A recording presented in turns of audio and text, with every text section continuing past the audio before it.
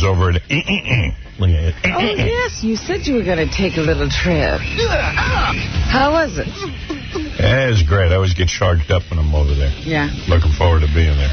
Our studio is huge. It's really? It's like an entire floor. Oh, my goodness. It's pretty crazy. But then I was looking at some other studio space in case they throw us off here early, if I could go right on the air, and I could. It was a fun little space that I think we would like, you know. Until ours is ready. Yeah, they got some good equipment over there, too, I think. You think it works? It looked like it worked. I tested. I said, let me see if this works. They went. I went by, Jim Brewer was on the air, and I was going to go in and say hi to him on the air, but I don't know. I didn't want to violate any contracts, but... Oh, that's right. But I think, I mean, as far as I know, I'm allowed to do that. Yeah, I think you can be a guest. I just didn't want... You know what? I was there with my daughters, and I didn't want to get started. Yeah. I didn't know what the hell was going on. He was doing well. Daryl Hammond was there, the guy sure. From Saturday Night Live, of course. Daryl. Were the girls impressed? Yeah, they loved it. They got all charged up. They were like, Dad, we're really happy for you. This is a good opportunity. And you know what we were laughing about, who they seemed the most impressed with meeting? Human Newman. Yeah, well, I'm most impressed with Human Newman. Really? Yeah, because I used to listen to Human Newman on Z100, and I go, Deborah, because Deborah used to listen to Z100. Sure. All my girls listen to Z100, except for Emily. She never was into that kind of music. Right. But Deborah was like, I go, Deborah, it's Human Newman. You know. Right. Because, like, Mike Love from the Beach Boys was hanging out in the hall, and I don't think they cared about him so much. Yeah, I don't think they knew who he was, even though you asked them. They claim they know the Beach Boys because they know those songs. Yeah, I'm sure they do know the songs, but I mean... I think from when they went to summer camp, they used to have to, like, they would make up words to Good Vibrations. Right. And Mike Love is he's one of the original guys, right? Yeah. Sure, but I mean, that's not going to have much relevance to them. No. It wasn't like Eminem was there or something. Right. I took him by Shady 45, the Eminem channel. And it's pretty wild back there. It's all the way in the back, all black people. And they have curtains around the window so you can't see in. But meanwhile, the curtains are outside the glass so we can control them. Oh, so you can open them. Yeah, so I opened them up. Yeah, we looked. I go, let me see what's doing there. I figure it was like black people having sex or something, you know? Right. Open up the window. They're in there working. Right. That's what they don't want you to see, black people work. They're keeping that a secret. Right. Can't let that get out. And it was so funny. And then a black guy came walking out, and I go, hey, man, what's this? Curtains on the outside. I can control the curtains. You can't. Right. That's not the way it's supposed to work. And he just, like, walked by. Man. Those curtains are always up, Howard. Always up. Always up. Yeah. There's only one other channel that has curtains, but they have sheer curtains. You can kind of see, and it's like a brothel. It's the Maxim channel. Oh, okay. And what's going on in there? I don't know, man. I couldn't really see that good into the Maxim channel, and I couldn't hear what was going on because we were out in the hall, but I was told they have their own set of rules. Like, they put censorship on that channel because certain language they don't want. I see. I was surprised. They're censoring themselves. Yeah, they don't want it to be like, you know, Shady 45. Right. It's Maxim. Maxim wants to protect the brand. They don't want it to just turn into, like, naked chicks running around. But that's what it is. Well, it's not. It's almost naked chicks running around. All right, so get them running around in bikinis. Are they famous, though? See, because Maxim was famous for giving you almost naked famous chicks. Yeah. Well, now they're almost famous naked chicks. I got to tell you, all I saw going on the Maxim channel was, I think, some people playing music, but I don't know. That's every time I tune in, that's what they're doing. They take a lot of calls there. Yeah, a lot of calls. Hey, man, what's happening? I thought it was interesting. We stopped by OutQ. Yeah, we went by the gay channel. The gay channel, yeah. Sal and Richard's favorite channel. We met sort of a celebrity there. This guy, Signorelli, who... Yeah, Michelangelo. That's what it is. Michelangelo Signorelli, who, as Gary explained to my daughters, he goes, that's a very famous gay person right there. That's right. And the girls go, why is that? he invented outing. That's right. He invented squealing on gay people. Started outing people. Right. And you're the best line. You go, you know what? I don't know that I'm very comfortable with that. He's the Sammy. I said that. I go, I don't think I agree with that. I forget who he outed, but he was... I think he outed... I think the first person he outed was like David Geffen or something like that. He's the Sammy the Bull Gravano of gay people. That's right. Well, then Jeremy pointed out he only outed people who were people he didn't like. No, he said he only outed famous people. Right. And I said, well, of course, because why would you out people no one knows? Who cares about Joe Blow? Yeah, Joe Blow. The gay channel's all the way in the back, right next to the Martha Stewart channel. Oh, isn't that interesting? Yeah. We were supposed to be next to the gay channel, but it wasn't enough room for us. Yeah. I think they thought Martha's people would get along a little better with them. Are they on, like, the opposite side of the building of the NFL or something? No, NFL's right there in that little corner. It's NFL, Martha Stewart, and the gay channel. They're coexisting. Yeah, OutQ. We stopped by the NFL channel, saw John Riggins. Always. John Riggins is there perpetually. He must live there. He loves to broadcast, that guy. He's a broadcasting fool. And not only is he always there... Never says hello to us. That's right. Yeah, so I know. Because you know what? I was there last week with some family. I was showing him around, and I could actually see the guy that he was on with say, oh, that's the producer of the Howard Stern Show. And he sort of glanced over and then just turned around again. Riggins doesn't like us. Yeah, I wonder if we ever did anything to him. Now you got to go through your mental Rolodex and figure out what... Because I was working in Washington when Riggins was big. Yeah, but we weren't the one... I mean, he has the nerve not to talk to us. Didn't he sort of insult Sandra Day O'Connor? We looked that up yesterday. He was at a party with Sandra Day O'Connor, and he got a little tipsy, and he said to her... Why don't you lighten up? Why don't you lighten up your broad or something like that? Why don't you lighten up, honey? Yeah, she's a Supreme Court justice, and he's like, hey, honey, lighten up. That's funny. Let it rip. But you know what? Do you think Riggins sees us out of the corner of his eye and blows us off, or do you think Riggins was just lost in doing his broadcast? No, I think he sees us out of the corner of his eye and blows us off, but I don't know if he blows us off because he doesn't like us. He was on the air yesterday. He was talking. It's not like... And every time I've gone up there, he's talking. Oh. He's never standing around, like, not doing anything. No, he's working. I mean, the guy's like a marathon broadcaster. Yeah, he loves it. He's like Jerry Lewis. But he was totally aware you were there yesterday. Oh, he was. I thought he might have come out to say hello. Nah. As almost everyone else does. Yeah, I know. Yeah, he was weird about it. We'll have to get to the bottom of that. Yeah. That place is filled with every person we've ever met in our career, don't you think? And then some. It's, we stopped by and Howard's like, oh, I want to introduce my daughters to Meg Griffin. Right. Then you go to the host, there's more Coppola. Oh, there's Human Newman. It just goes on and on. Human Newman. Hello, Steve Leeds. Steve Leeds. I know. I sometimes feel like you're having a reunion when you walk through that building. Yeah. Weird. I met Pat St. John when I was up there. That was He's the only person... He's usually there all the time. He's the only person that's there as much as John Riggins. Yeah. There's a plant that isn't there as much. And what is Riggins? Just total sports talk? It's the NFL channel. Oh, it's the NFL. You might like hanging out there because you're so into sports. Yeah, I used to like Riggins. And you'll see a lot of your heroes, Artie, walking through the halls. Riggins, by the way, Howard, he's like a... Jack Daniels? Yeah. Human Newman? I think Riggins is like 13th on the all-time rushing list. I mean, he's one of the great running backs of all time. Yeah. No, he was great. Although he doesn't I know that. Although he doesn't look like he did. He doesn't look as big as he used to be. Right. Yeah, well, he's an old dude now. He must be like 80. No. Not 80. I'll bet you he's 50-something. I don't know. I was looking at him. He looked like he's 80. You know what? Howard? Football takes its toll on you. You guys might be the same age. Oh, really? When the Redskins won in '82, he was probably like he was past his prime. They thought. And he was 30-something. So he's probably like 31. He's probably like 50, 54, 55, maybe. Yeah.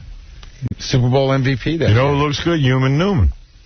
Does he? But that's good he news. probably looks his age. He came right up to me and goes, Howard, Human Newman. I'm like, whoa. How do you say that to a person? I love it. Human Newman. I love it. Hello, Howard. Baba Booey. I go, yeah. I go to Deborah. Deborah, it's Human Newman. You believe this? Out of all the guys, it was Human Newman. I knew she liked Human Newman. Oh, Riggins is 56 years old. Yeah, that sounds about right. Yeah, much older than us. That's right. And, we're children. Yeah, he's an old man. He did look kind of old, though. Not human, Riggins. Yeah, next time you see him, Harry, you should ask him what Vietnam was like and all this stuff. Yeah. The Beatles. Sir Wiggins. John Sir Wiggins. Yeah, he doesn't want us to be upset with him. We can make his life difficult. Yeah, we're a big pain in the ass. Yeah, let's not make it. What's weird is where my office is in the new building. Uh-huh.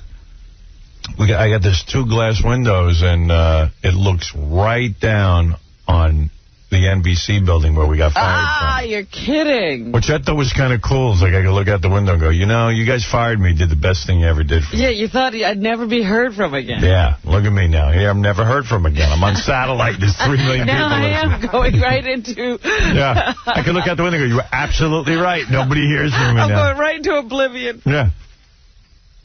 I don't know, you get up there and you feel stoked and you feel like you're part of something that's going to be big. Yeah.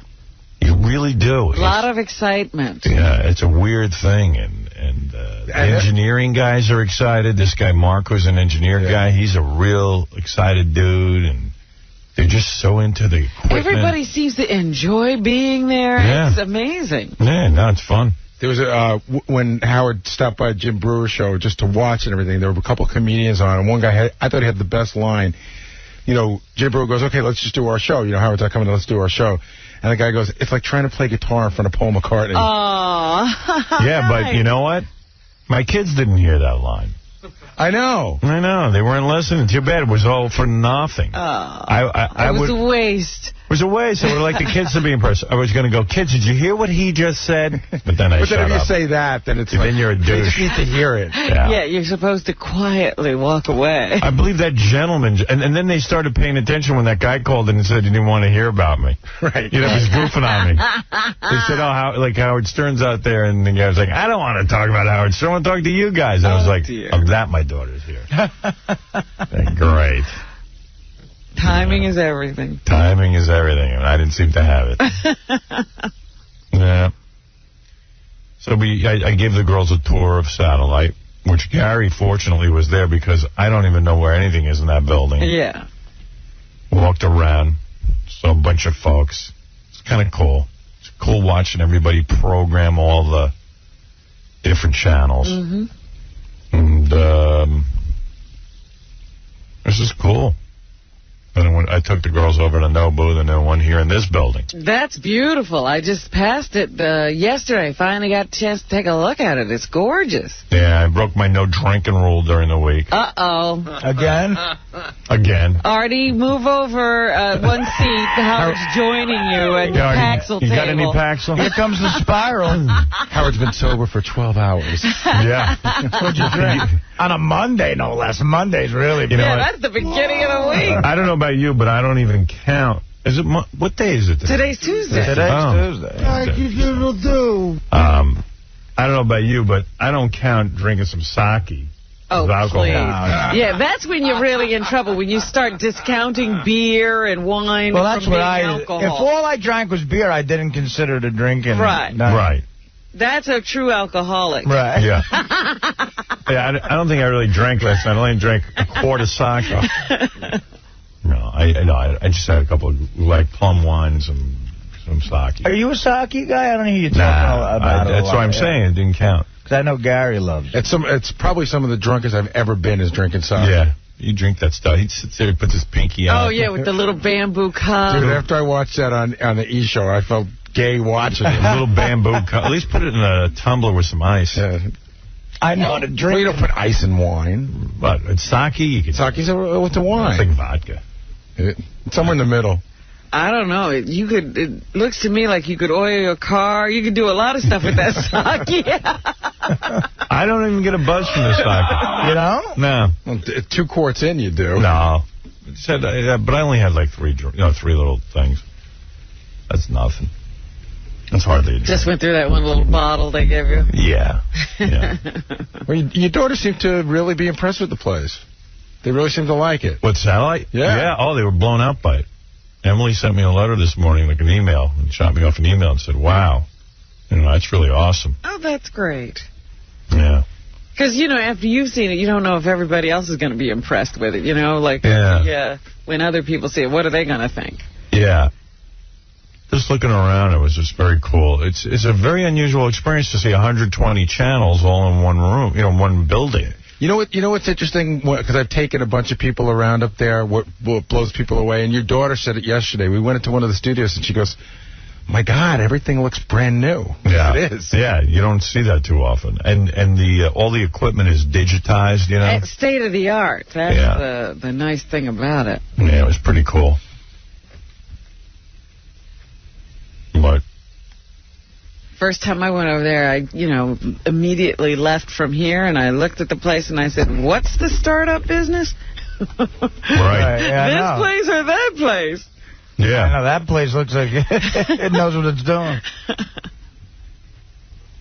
Oh, is this Jim's show? Yeah. Is this worth listening to or not? It's sort of, it's sort of all over the place, but it's him reacting when he sees you outside the window. My kids like Jim Breuer.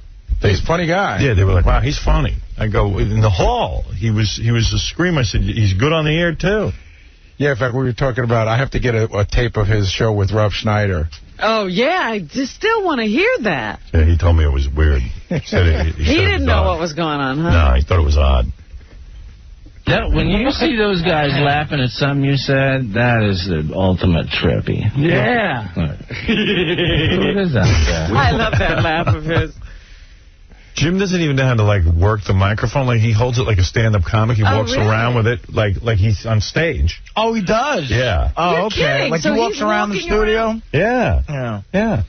He told me he did that a little bit. Yeah, that must be odd to see, because there's no audience. Where are his guests? They're not walking with him, are they? No, he just, holds it in his hand. No, but I'm just saying, the guests must feel weird when he's walking all over the place. He's not really walking. He was sitting, but he was holding it, okay. So he's not walking around, but he's like on a stand or something. It's a very odd setup. They're like at a little card table in a dark room. Yeah. It's not even actually a studio. It doesn't really look like a radio show. No, it's an empty studio with just a table and a few mics on the table. Yeah. It sounds like he gets moved around a bit, because he sometimes says, I don't know where I didn't know where I was going to be broadcasting from today. It doesn't apparently bother him at all. What are we looking for? Oh, damn. Oh, we're getting a Stern. Yeah. Holy Oh, He said he was coming. He said he was stopping by. He's coming in here? I don't know, maybe. Wow. There's 𝗛𝗏𝗍𝗍.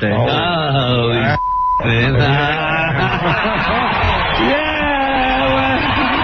Oh, man. Dude, it's crazy. Wow, dude. Huge, man. They're laughing at 𝗛𝗏𝗍𝗍. I know. There's 𝗛𝗏𝗍𝗍. Yeah.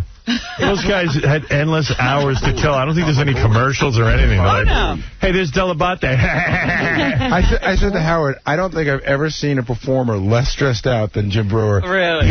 He's in flip-flops and shorts, and he comes out, he's like, dude, you got a couple of minutes, but we'll be back. I'll see you later. No stress at all. Yeah, you can't, I think he just stopped the show for a few minutes, came out and said hello. Really? Yeah. Thanks, man. Come in here. I don't think you can, man. Well, I don't know. Can he come in here? He can do whatever he wants, man. Outside the glass. Poor guys When does he come in? Wow, dude. What's up, Hammer? Come in here. Baba Booey, everybody. Everyone, the women. Women, those are your daughters. Down the hall. Down the hall. Dude, they got Go get him. Go get him. They're playing your Hey, song. Floyd, you want to help them find the studio? Oh, Larry, you did not just knock us out. Come on, Larry. I'm still on. You're on? I'm on. I'm off. I'm on. Gee, I don't know what these guys are doing. I don't think he knows when he's on, when he's off. The headphones got knocked out. Right. It's weird how they're casually just saying the S word, Yeah. It's funny. Fine, don't you move now. Don't you move. That would be just too true. Larry, don't get too excited. Is he allowed to come on? I don't think he's allowed yet. He might not be allowed. Yeah. We didn't know. Yeah. I was just like, great. Am I allowed to go on there or what? But anyway, yeah, that was cool. Seeing Stern walking by. Yeah. I don't know what happened. So Why can't he come on? Maybe contract or something. Okay. That guy allegedly looks like Stern. He looks just like him. I don't know if that was really him. Yeah, that ain't really him. I think he sounds a little bit like him, too.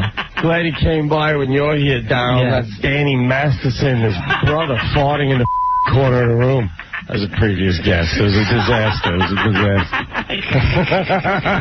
That's what was going on. Now, my kids go, gee, we wish we could hear what they're saying. I go, probably it's better you don't. Right. This is a lot of foul language. Meanwhile, look what I do. Oh, you don't use bad language. Right. They don't let me. I got a feeling when we get there, it's going to be casual, and then one day we're going to get off the air and go, God, we were just filthy. Yes, like, exactly. Yeah, I think so. Like one day we're just going to go, what did we just do? Yeah, do you think we'll work into it slowly? I don't think it's going to be right away, and then I think we're going to get comfortable with saying this, the F word, and then one day we're going to go, my God, that was really dirty. I'm just funnier when I could use curse words. Oh. I think. I think there's going to be a day where we're going to start getting into some of our wacky stories that we can really tell. Yeah. Like yesterday's show got so many edits. Right. I was looking over the list of stuff that Dave dumps. Mm-hmm. And, oh, my God, how did anybody follow any of the good stuff? I mean, they just obliterated the show yesterday. And there was a bunch of stuff I didn't even go into because we were talking about sex. Right. There was something you were... I remember saying to you, there was a question I would ask if we were somewhere else, but I know it'll never get on. Yeah. Yeah. Anyway, those guys, man, what the hell's going on in that studio? It sounds like a gangbang. I always think everybody must be getting high. That's what it sounds like to me, like one of those parties where everybody's sitting around high, being ridiculous. Yeah, I thought those guys were high. No, here he comes. Oh, man. Here he comes. Back of hammers. Here, you can have my thing. What are you doing? You just hanging out? All right. You can't come on. Is he not allowed to be mentioned? There's a guy that looks just like him, though. Gotcha. Okay. All right. Sorry. So this guy's hanging out. It's just like Howard. But apparently, you know. It's an impersonator. Like you, Daryl. Yeah. Do you have a Howard? Do you have a Howard Stern? No, I don't know. We're going to do this now? It's like playing guitar in front of Paul McCartney. It's a little awkward. Really got to go through. See, that's what I wanted the kids to do. Yeah, they didn't hear that. No, unfortunately not. What are you going to do? Try to impress your kids, and they missed the moment. You know, you just got to... Yeah. Well, figure they'll be impressed. They'll get it. Take the tape to them. You got the tape. Kids, listen to this. This is what you missed when you were talking. Sit down. But really, at this point, don't you think they're already impressed? Yes, I'm joking. I don't need to do that with them, I don't think. I'm not sure. And if you but do, you're not going to anyway. The one person I need to do that with is Fred. He's not too impressed. Doesn't seem to pay attention. Play it again. No, Fred seemed to be impressed with you. I remember at his party he said he loved you more than his wife? Yeah. Fred was drunk at his birthday party. Fred's 50th. Was that the whiskey talking? Oh, my God. He also started roasting the audience at some point. Yeah, he was out of it. I think he started making fun of Jason. I know. Maggie Buckwell looked at me and went, oh, my. He's very angry. I go, yeah. I was feeling frisky, but I was a little too drunk to pull it off. But Fred got up and made a rambling speech. I wish I had a copy of it, where he confessed his love for me more than his own wife, and that he told her, hey, sorry, honey. Yeah. Transcripts from Oprah. You know, the truth is the truth. You gotta deal with it. I watched the Pam Anderson, and this is like the front page of the website. How old is this kid? I don't know. I was looking at his picture. I can't tell. And here's his whole rap. You ready? Yeah. It's about 3 paragraphs long. This is why Natalie should date him. Yep. It's called Date Me and Natalie, and you get on there, you click on it, it says, I'm asking for one date with Natalie Portman. I'm not asking to marry her. I'm not asking for a week's vacation with her. I'm not asking to exchange love letters with her. I want one conversation with her in person. I've decided to ask for this through a website presenting my argument about why I feel this is worth Natalie's time. Oh, okay. Okay, you want to do something funny? What? All right, this is good. I know people wrote me not to talk about Ross's wedding, but we convinced Sal. Sal is now somewhere talking to Will. You can't hear this. We convinced Sal that Richard Christie was invited to Ross's wedding. He's pissed. And We can hear what he's saying? No. Well, oh, here's Richard. How did you convince him you were invited? Well, Will comes up just one day and he goes, hey, so I hear you're going to Ross's wedding. I was like, yeah, I was kind of surprised. You know, I know. And I was playing it up for Sal. And I was going, yeah, I kind of know him. It's really cool that he invited me. You know, I've only met him a few times, but he's a real cool guy. And Sal was like, I can't believe you got invited to his wedding. That's not right. So I said to Sal during the break, I said, Sal, I can't believe Richard was invited. And I'm like, hey, Richard, good, we'll hang out Saturday night. And Sal's out of his mind. He goes, I can't believe a slot opened up from Ralph, and I'm not invited. We should make this quick, because... yeah. Oh, okay. And so if you want to jerk him around, I can bring him in here. Okay. Oh, yeah. Yeah. All right, you go get him. Absolutely. Tell him that we're talking about the fact that Richard's going to the wedding. Yeah, it's funny because when you said Ralph wasn't going, right, I figured, oh, my. Yeah. Who gets that slot? Anyway, so, right. So, anyway... golden ticket. Yeah, so there's a lot going on with Ross's wedding that we're all going to this weekend. I mean, Fred wasn't invited. The weirdest thing is Fred wasn't invited, but Richard Christie was. I don't understand Richard Christie, this list that Ross put together. Yeah, sure, Fred isn't going either. But Richard Christie was invited, and Sal was saying he thinks he should go, but you don't even know Ross, really, do you? I think I know Ross better than Richard. You and do? I know Fred knows Ross better than Richard. Yeah, really? Well, guess who's not going? But why would you want to go? Is it to hang out with me? I said first of all, I was shocked that Richard was invited. Yeah, that was a big surprise. You know, I did not know that at all until just a few minutes ago when somebody said to me, yeah, Richard got invited. I went to Ross's bachelor party, and the scores one that you threw for him. That was great. We had a good time. I was deliberately polite, you know, to show that I'm a normal guy off the air. Gary thinks Richard's you're at my table.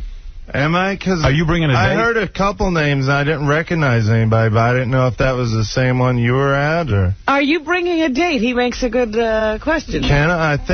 I don't know, can I? Ross was saying that if he didn't put the +1... if you didn't put but no disrespect to Richard, I mean, how does he invite Richard? I mean, I don't want to...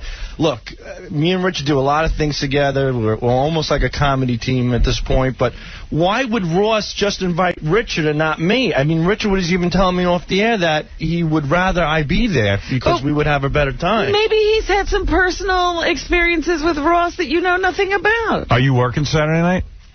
Yeah, I'm at a comedy show in Staten Island. Oh. Would you give it up if Ross invited you?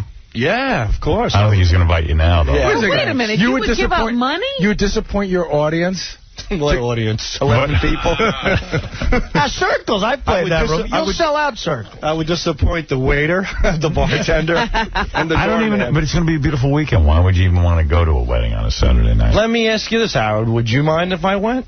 Well, I don't mind. It's not his wedding. I'm not inviting you. Yeah. It's not up to me. Can he be your date, Howard? His wedding. Yeah, leave Beth home. What do you mean, would I mind if you went? Absolutely not. It's not up there. Ross is inviting a bunch of people. Howard has no idea. I'm going to hang out with Richard and get drunk. You might as well be there.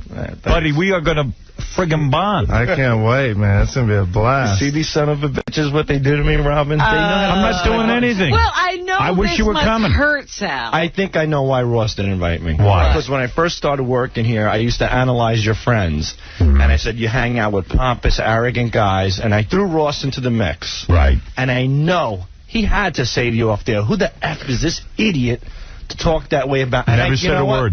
And I have to say now... Well, he certainly fixed him now, didn't he? He invited Richard. He got me because it hurts. But Sal wants to go to hang out with me. And you know what? That's what I think he realized. Right. Like, you don't care about Ross and Melissa getting married. You care about hanging out with Howard, right? But nobody does. Because Sal went to a wedding last weekend. Did you want to go to that one? Or? No. Here's the funny thing. I was at a wedding last week. I'm at the bar, and these guys come up to me. They go...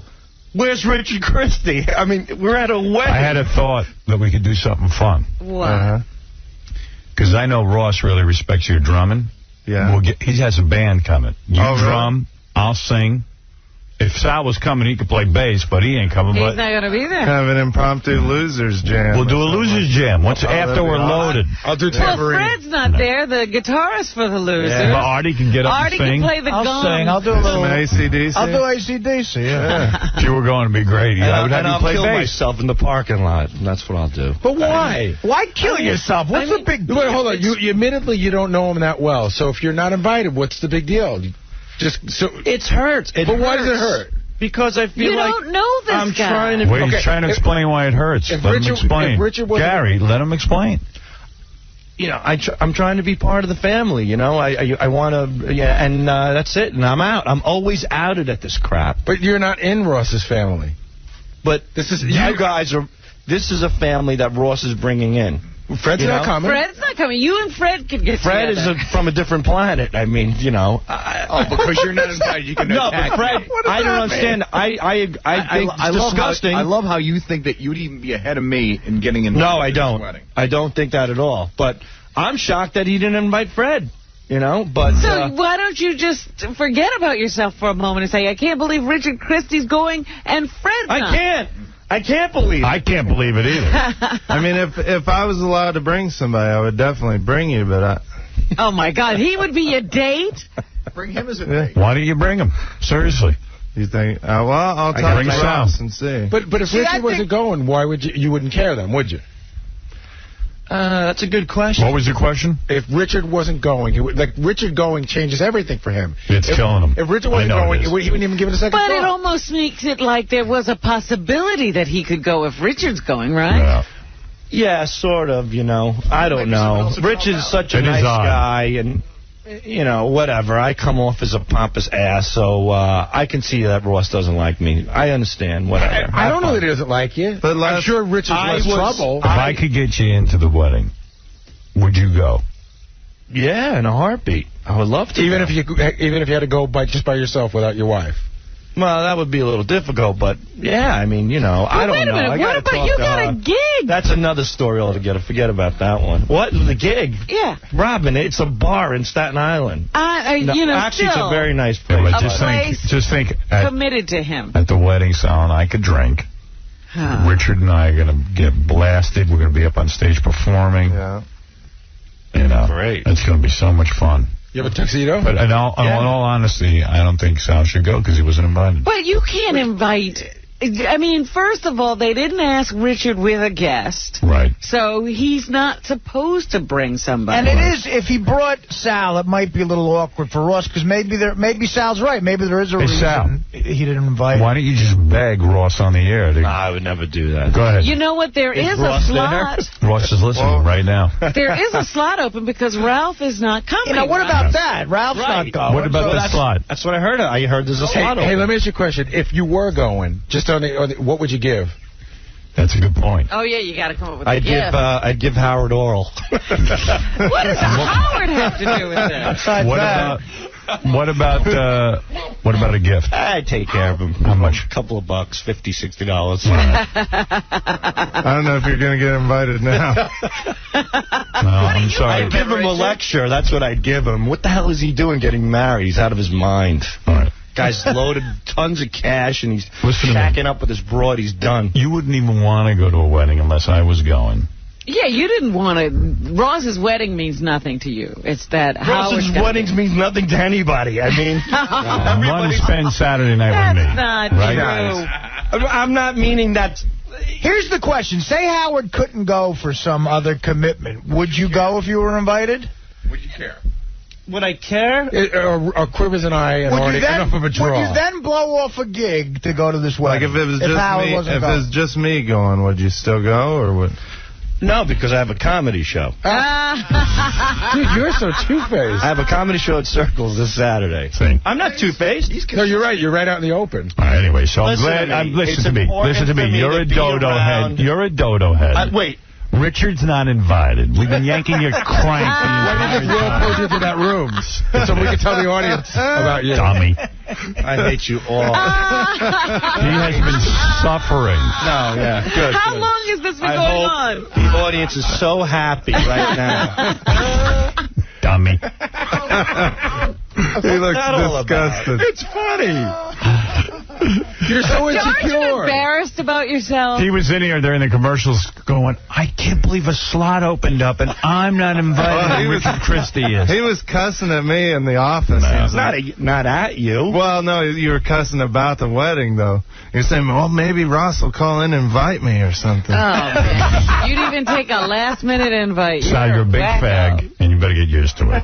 How am I a big fag? I wanted to hang out with the guys. So you want to hang out with Howard? Yeah. You don't even want to hang out with the guys. You want to hang out with that guy. Hey, joke or no joke, I'm still not invited to this wedding. Right. Usually at the end of a joke, hey, and by But the you way... shouldn't be invited. Why would you be invited to this wedding? Did it ever dawn on you, like, did you ever stop to think, why would Richard be invited? It's so obvious he wouldn't I be. tell you, I'm not surprised that Richard would be invited because Richard's such a likable, nice guy. I can see Ross bumping into Richard. you. What do you mean? Bumping into him. Nobody thinks I'm a nice But guy. I've only met Ross as many times as you have. Yeah, though. like 3. Yeah. I think it's going to be a disaster because this is turning into about me. Someone else came up to me and said, oh, I understand the main table. And I thought they were talking about Ross's table. They're talking about my table. Oh, my goodness. Yeah, the main table will be the following people. You'll be like the king of the wedding. I want to know why is Artie going. Nobody knows. I mean, how well do you know Ross, Artie? Actually, I've hung out with Ross a bunch of times in the last, 3 or 4 years, and I've always had a blast with him. Hey, Ross. I have an announcement. The wedding's off. Oh, you don't even want to know. Gary has sworn me not to talk about it, but Gary started talking to me about the table arrangements, and I'm livid. I am absolutely livid over it. But I don't think you should be. Because Ross is now... First off, why are you livid over it? Because you're making this whole thing where I can't sit with the people from my show because... Who else would I sit with? I put you at a table. You knew every single person at the table. You put me at a table with all your friends. Because you want to make wait a second. Is that the wedding party table? It's you and Robin. No, it's not the wedding party table. It's me, Robin. Richie. Right. Good friend of yours. There's 2 other people. There's Booker. Oh, okay. Mike. All right. Portnoy. Okay. Robin. And the douchebag who was supposed to show up who decided to freeload off his Sam Simon. Ralph was supposed to be there. That's wait, and you told me... No, that's it. I thought that... That's it? That's it. We should present it a different way. All right. Howard sounded like Martha Stewart at the break. You should have seen him. What about Artie? Where's he sitting? Artie's with John and Susanna. Stuttering John? Yeah. No. Why are you putting Artie with him? What was that? Put Artie at my table. Great. Let me go get the board now and just mix it up like a Yahtzee board. No. Seriously, Ross. By the way, and Sal, eBay.com. There's you can bid to get into the wedding. What are you going to do with the Ralph slot? Do you just bite the money on that, or are you going to do something? No, he had a deadline, and he graciously called me in time. So. You mean he was able to pull Sam Simon out of his mouth for a minute? While he was in between his ride down PCH and his Bentley. Yeah. Oh, my God. I'm telling you, he's like a captain. You don't even know what's going on. I don't want to know because it would kill me. Our friend Richie was out in California, so he went over to see Ralph staying at Sam Simon's. And he said that Ralph walks around like a married woman. And like, this is where we're putting our guest house. This is where we're... this is my food that the servant leaves for me. And this is my servant. Uh-huh. And he drives around in a Bentley. He's... Yeah. I got to tell you, he was so stressed. He called me. His biggest dilemma the other day was calling me, while he was driving the Bentley going, I'm trying to get a ticket back to New York, but then back to L.A. again. I'm like, don't be mad. I go, I don't care what you do. Just tell me what don't leave me hanging. But he's having the time of his life. Because it costs money, right? Sam's got to buy him a ticket to New York, a ticket back to L.A., and give him money for your gift. It's expensive for Sam. He's a sugar daddy. Ralph's got a sugar daddy. Yeah. He's totally hooked up. This is not his first one, as far as I'm concerned. In fact, he dumped Stamos. That's what I'm saying. Stamos used to be. He dumped him. He did, because Stamos is happy. Because Stamos doesn't really give him the lifestyle he wants. Because Stamos likes vagina, that's why. Sam's into vagina. Sam. I thought so. I'm telling you, something's going on there. No. Guy is not this good to another guy. That's what I think. See, Stamos has a whole scene going around, so Ralph can't suck everything dry off it. At Sam's house, it's just Ralph and Sam. Right. So it's all for Ralph. Because Sam's lonely. Yes, Ralph doesn't have to compete with any women. Right. Yeah, I don't know what's going on there. I do. I think Ralph said he's going to go to masseuse school. Really? I wonder if Ralph walks around naked in his house. How you holding up, pal? You going to make it to this thing or what? Yeah, I got a bit of a cold, but I'm fine. I told you to call me. I thought you were going to call me last night. I know. Then I just got stuck at work, and then I had to go meet the folks. Took them to the Nobu. Oh, good. Okay. But everything's fine. All right. I zapped him on the email, and I said to him, you okay? Seriously, you want to talk at all? Uh-huh. Even though I'm the worst guy to talk to. Right, yeah, don't talk to him before your wedding. So he goes, yeah, I'm going to call you in a few minutes. Then he blew me off. I'm sorry. I'll call you today. No, I'm afraid you'll give me one of those lectures. That No. I'm having a great time. He's looking forward to it. I'm looking forward to this one. Oh, I'm sure you can't wait. I'll tell you one thing, Howard. You really better never get married. Because you will take so much crap. I thought that... I mean, really, you have dished it out. Yeah, the other day I was feeling romantic, and I went, what would life be like if I got... I went, See, you have the brain that goes there. Yeah. Go ahead and do it. See, that's the seed of a thought, which I owned 5 years ago. Go ahead and do it. You won't be able to fight off that thought. You didn't even own that thought 5 years ago. That's right. He's always owned that thought. He suppressed it. She's right. What about... No, man. I'm into you getting married. That's going to be good. Hey, I heard Randy Gerber isn't in the wedding party. The other big celebrity is Cindy Crawford, and I'm hoping she's going to take some of the heat away from me. The porn star? No, Cindy Crawford, the real model chick. Settle down, kids. So I was glad that they are going to be walking down the aisle, too, in the wedding party. Yeah. Then I heard it's just me and...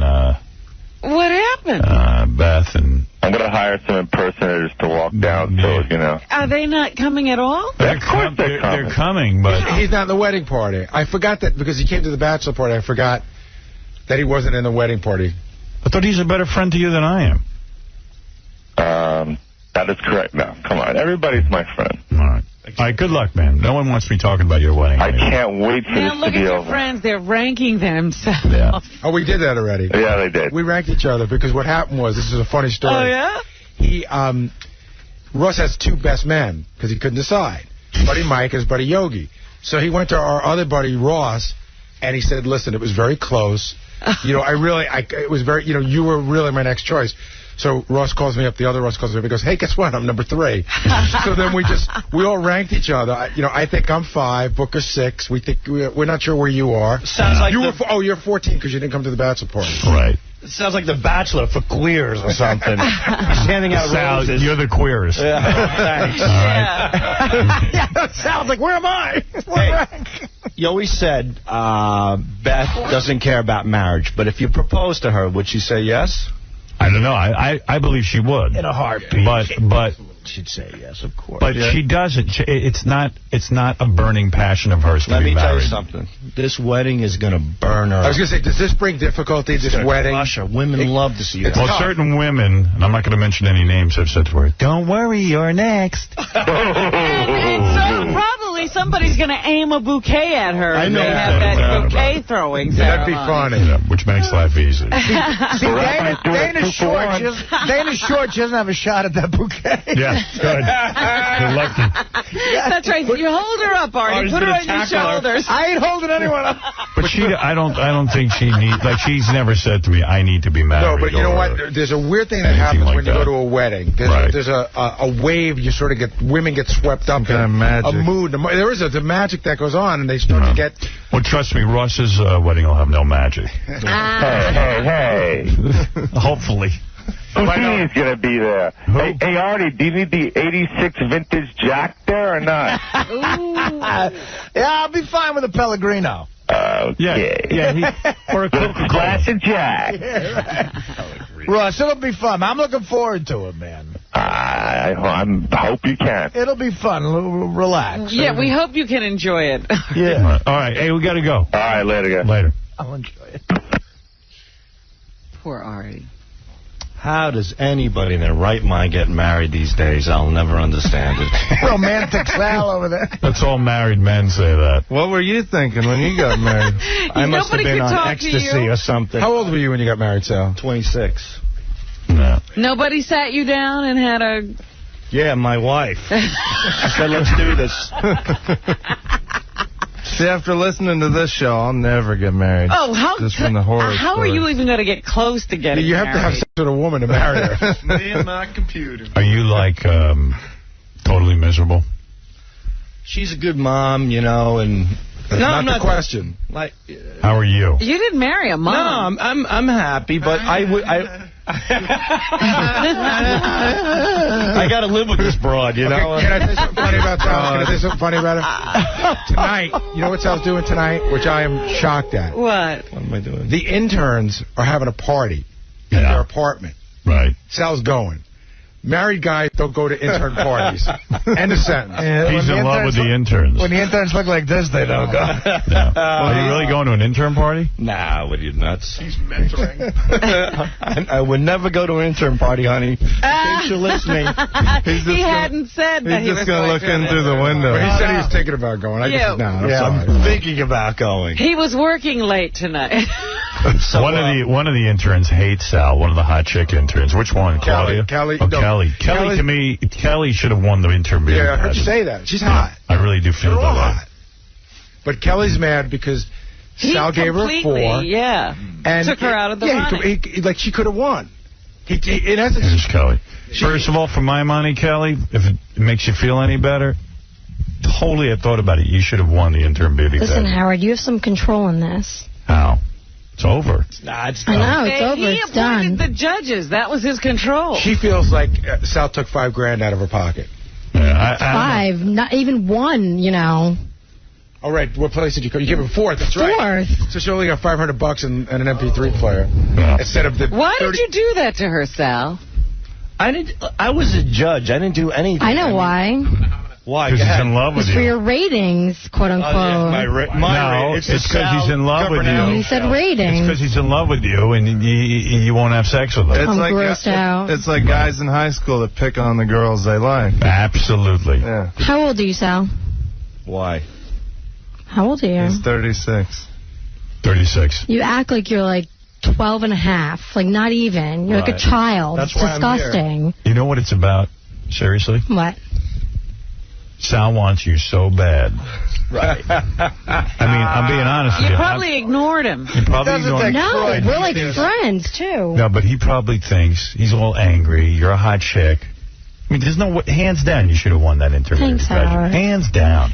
You No certainly question. didn't deserve a 4. And the 4 is so obvious. Yeah. But he's pissed. Right, I'm sorry. yeah. He's pissed. You're every chick who ever rejected him, and now he's pissed. I'm sorry about the 4. Now let's hear the truth from you, though. I got a question. I got a question for Sal. You're dating Nico. Okay, you gave her a 4, right. right? How come you didn't give any of the other girls a score below 8? 8s and 9s. What All is right. that? Here we go. You want to know? Yeah, I All want to right. know. There was 3 parts of the program here. You had to sing a song, which I gave you a 5 on. Your looks, I gave you a 7 on. A 7? Yeah. You think she's a 7? Yeah. Well, He is so 7's a silly. nice. 7's a nice Wait a number. minute, you think she's the 4th best looking girl in that group, is what you're saying? Yeah. So I gave her a 7, and then I gave her personality about a 2. So do the math. It's a 4. You think she's the 4th best looking chick in that group? Yeah. Oh, you're Yeah. lying. You kill I me. think they're all beautiful. I think Kelly is beautiful. Well, why is her personality a 2? Right. Yeah. Because she really carries herself as somebody who is better than everybody else. Oh, my God. Let's start, Sal. Okay, I have a good story. Let's hear the story. Wait, hold on. Wait a minute. Wait, I just want to say something. Which is fine. You're very, very confident, but it comes off a little arrogant. I am totally arrogant, 100%. Right. I'm not even going to pretend. You come off stuck up. You definitely come off as a girl who knows. Listen, no matter what I gave you, that $2,500, for the rest of your life, you're going to be taken care of. You already had won. Oh. You were won the second you shot out of your mother's uterus. Believe me. You are. See, that's why he gave You're bitter. So you're angry That's not fair. You're like a bitter old man. It is fair. It is fair. You know what? She's a pretty girl, so you're mad at her. I'm not mad at her at all. I just said she's a pretty girl. I said personality was it too. The fourth pretty girl. You know what? So many guys. Tell me your story. Here's my story about Sal. The other day, this is why Sal thinks I have an issue with, taking, what did you say, taking instruction. You know, when we get phone calls, if someone calls for Sal, I'm like, oh, Sal, you have a phone call for you. If he walks in to our back office, Kelly, I'm never here. Never tell anyone I'm here. They're doing nothing. That's so untrue. So I'm like, all right, Sal, you sure you don't want this call? It's so-and-so. He's like, oh, okay, I'll take that one. I'm like, oh, okay, you'll take that one. And then Sal gets calls? Like it was Kamal the jerky boy. From weirdos. From Kamal? From Kamal the jerky boy. And he yells at me like a diva. I don't yell at you. You totally did. And then you're like, you know what, Kelly, you have trouble taking direction. You know what, I'm like, Kelly? I don't take direction from people who Kelly, you are know you. what?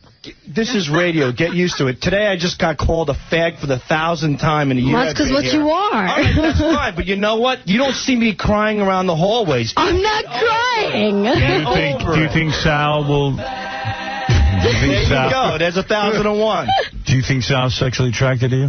I have no idea. I don't get him. Like, what do you do here? What's your job? Certainly not you. Well, that wasn't my question. What do you do here for Howard Stern? I don't do anything. He writes comedy, you do song parodies, you do prank phone calls, but yet you still run around in a purple thong as... That's part of the comedy of the show. That's part of it? You furthering your career as a... She wants to know why she got a fall. Listen to this, bro. No, I don't. Maybe he's got a little bit of a point there, Kelly. Kelly, man, yeah, I take offense to that. I love walking around in thongs. Too. Kelly. Well, I like you, Richard. You're funny. Kelly, the thing is, you're just way uptight. It's cool. Just relax. Everything was cool, but... You have this attitude like you're better than everybody. Do you think Sal shaves his chest? He's a Guido with a gold chain. All right, so now you're putting down Italians. No, I'm Italian. You're a racist. No, I like real Italian. Do you find Sal attractive? Real Italian sausage. No. Would you ever be with Sal? No, not in a million years. Like if with F, marry, kill, like we said that we would probably F you. We'd kill Sal, definitely. I can't wait till you get married and your ass blows up like a school. Oh, I can't wait either. I don't think that's going to happen with her. I can't wait. Wow. So a lot of bad feelings. I have no problem with Kelly. She's bitter. Leave it at that. What are you going to do? Another pain in the ass fraud. You have no problem. You just delineated a lot of problems. I did. She's the one who's uptight. Do you think Sal should get divorced? Why not? I don't understand. Like, you're an embarrassment to your children. What are you doing? Like, you run around. He shouldn't even see his children. Yeah, like, what are you doing? I don't understand. Like, your poor wife. I feel for her. Go console her. You sound just like her. I would. Now. Like, I feel bad for her. That's what he's doing. He would, if he's making you his wife, he's punishing you because he can't punish her. If I made her my wife, she'd be in duct tape at the bottom of a swamp right now. Right. Just like your wife. Hilarious. You're so good today. I'm not trying to be good. I'm being honest. You're a comedian today. Just like you're a 4. I was being honest. Practicing your stand-up? No, but then why'd you apologize to me over and over again? Kelly, I said baby, I'm sorry. Baby, I'm sorry. Baby. Cursing me out. Cursing you out. I go, don't talk to me. You're like, baby, it was for the ratings. Don't call the interns baby, Sal, please. Yeah, we're interns. You're not supposed to hit on us or walk around with your scrotum. I can't, God forbid, I have another word instead of baby. I can't say it. Have you ever pleasured yourself to the thought of her, Sal? Be honest. To the thought of her being stabbed in the head, yes. Then why do you check me out? Why are you like, hey, sexy? Like, run around, you like bump butts with me? Like, that's so weird. Do you think I really check you out? Remember the armpit thing and the boob thing? I'm like, Sal, you're looking at my breast? You're like, yes. Have you ever thought about Kelly when you're... wanking. To be honest. I've thought about Kelly Osbourne. I mean, no, I do it to have you ever thought about Kelly? Of course. Okay. But that doesn't... Listen, I don't... but I don't hate Kelly. Kelly, have you ever thought about Sal? I'm feeling a little weak. You're mad because she's so pretty. I'm not mad. I'm being honest about it. You feel she's going to hook up with a really wealthy guy. You want me to be a phony? I'll be a phony. I'm being honest about her personality. I did all the math. 7 for looks. 7 is good. She's better than a 7. All right, according to you. All right, 7. A 2 in personality and a 4 for the song, or whatever it was. That's it. She did her song really well. You know Thanks, what? Robin. Then give her the money, Robin. You're loaded. Give her $2,500. Send her on her way. Get out of my did what he hair. had to do, but all these rules are the same. That's why hookers rule. I can't believe that these guys get so upset with girls who come here as part of their education. Those girls are all the same. They prance around, they walk around. All they want is cash and power. You throw a couple of drinks down their gullet, and they're good to go. They're all a bunch of trashy pigs. Sal, you're a mess. Believe me when I tell Wait a second. They all Your are, wife's except my mom and my sister. But your wife married you. You had no money. Oh, as soon as I passed the Sirius 7, that's when she sat me down. And I was at Artie's party. The Sirius 7. 𝗦𝗵cie goes. The Sirius 7 is the test to become a stockbroker. Now he's in. Oh, now he's in as a stockbroker. See. He told me a story that I actually felt really bad for him, Howard. He and his wife were sitting around last week, again begging her to have sex with him. And he said, "Please, honey, just come on, please tonight." And what did she say to you about your wallet? Oh, no. I said, no, I didn't say that. I said, what happened to what you used to do, Mm-hmm. You know what I'm talking about. The mouth. Yeah, the mouth. And she goes, take a look at your wallet. I'm like, oh, my God. She said that. Wow. You see, look, the bottom line is this. Wow. You're treated like that. Kelly's beginning to feel sorry for you. Everybody. Women, listen, I hate that. Women want cash and material items. What do you want? Besides Richard's, men want 1 or 2 things. I would live in a tent with a kerosene heater if I could wake up to a mouth every morning in the right spot. That's all we want, and women don't understand that. That's what it comes down to. So when you see a broad like this prancing around like a prima donna, the bottom line is that it all comes down to this. You want a couple of bucks, you want a little power, you want some material, and in turn, you're going to be a whore. Fun. Why are you so bitter? In return. I'm not going to be a whore in return, it's Sal. It's all the same. Who are you? I don't understand. I just don't get it. I'm telling the truth. Women are all phony broads. What are you? You're the phoniest person I've ever met in my entire life, Sal. I'm telling you. You are the most insecure comedian stockbroker I've ever met in my entire life. You run around like if Howard says anything, you'll stand outside the door. You'll walk back and forth and touch your head. You don't even know what to do. You're panicked. I'm committed to making the show good. That's why I panic.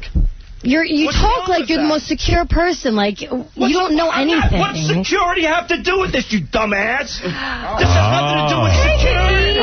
That's no way to have a conversation with a lady. Wait a minute. She's not a lady. She is too a lady. She's an intern. Remember that. What does me being insecure, I'm a human being, have to do with anything about relationships? Broads want cash. Guys want ass. Get it through your thick skull. You're a pig. You're just a pig. Like, that's what you are. Do you really so is think everybody. All guys want is sex? Dude, why are you with Beth Ostrowski? Because she looks like Rosie O'Donnell? Dude, she's a piece of ass. She's also not a lesbian. Wait a second, let me say something.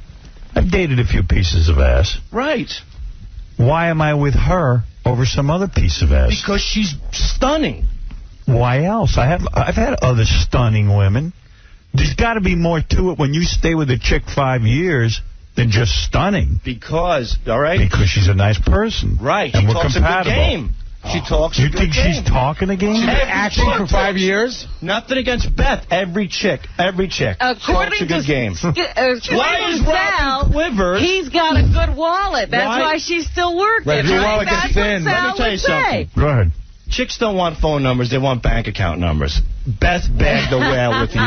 Believe me when I tell you. Robin Quivers. All right, answer me this. I'm going to buy into it, but let me ask you this. Let me ask you this. Account and she's not married. Now, let me ask you this. She's abroad. She's got the cash already. She doesn't need to get married. Before Beth met me, she was dating a guy who's worth over $1 billion. She knows how to play the game. I'm not surprised. Why? And he wanted to marry her.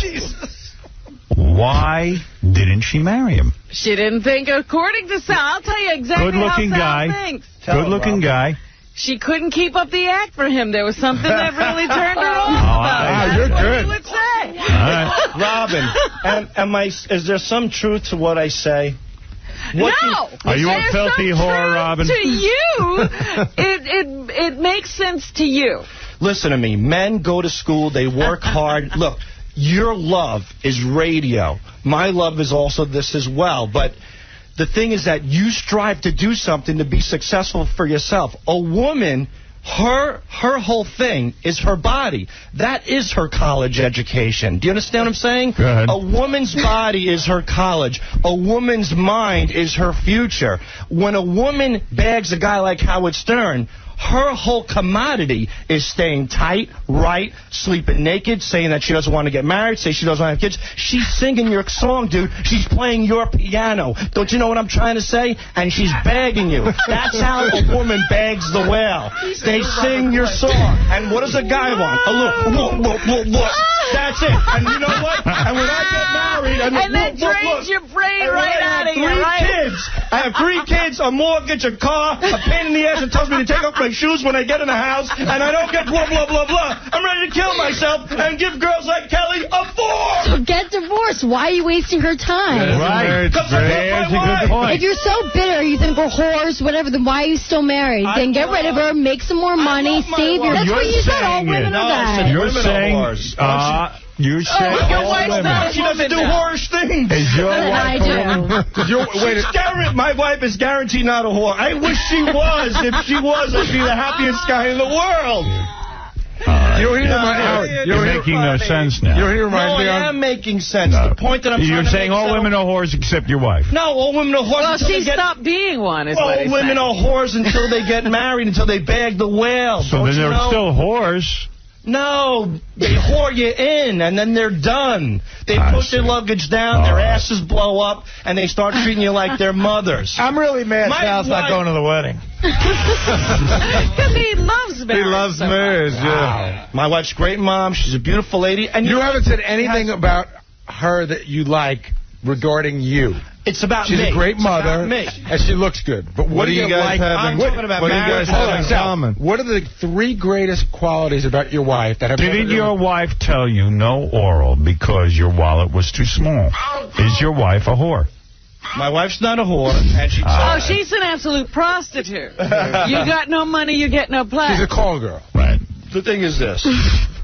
You're calling all women. Just take a gun and shoot me. I understand all the interns have a problem. A lot of the interns have a problem with you. That's fine. Let them all what's have a going on problem. out Everybody has there? a We're all problem. whores. We all have problems. That's fine. I don't care. If Let them all have a problem. If you have a Every problem, intern- come in. You know what? Every intern came up to me after this pageant and said they're glad I gave Kelly a 4. How about that? Oh, I'm glad you did, too. No, I'm Makes talking for about, great radio. I'm talking about the interns, Kelly. I'm not talking about you. But I'm glad, too. Oh, we got a few of them in here, Sal. Apparently All right. a few more people have problems. Who wants to chime in next? Hey, Sal. Uh-oh. He looks at Sal's actually very sweet to me, I have to say, but... You're a whore. But No. Apparently so. about what? Sal. Thanks, Kelly.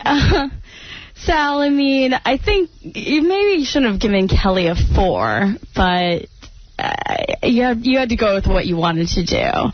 I guess, I mean, what do you think, Kelly? Like... Well, we obviously know what I think. We already heard what she thinks. You want to say anything, Claudia? I wasn't going to say anything before. I was actually kind of upset, you know. I love Sal, but these things I'm hearing back there, what is going on? I'm not talking about you. He's angry. You're saying women in general? Every other woman in the world.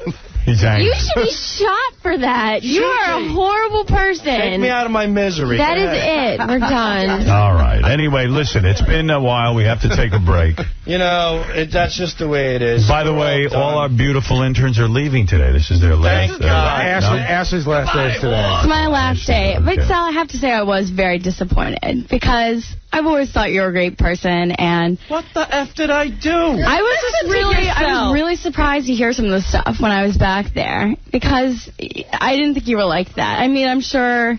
You're getting whacked.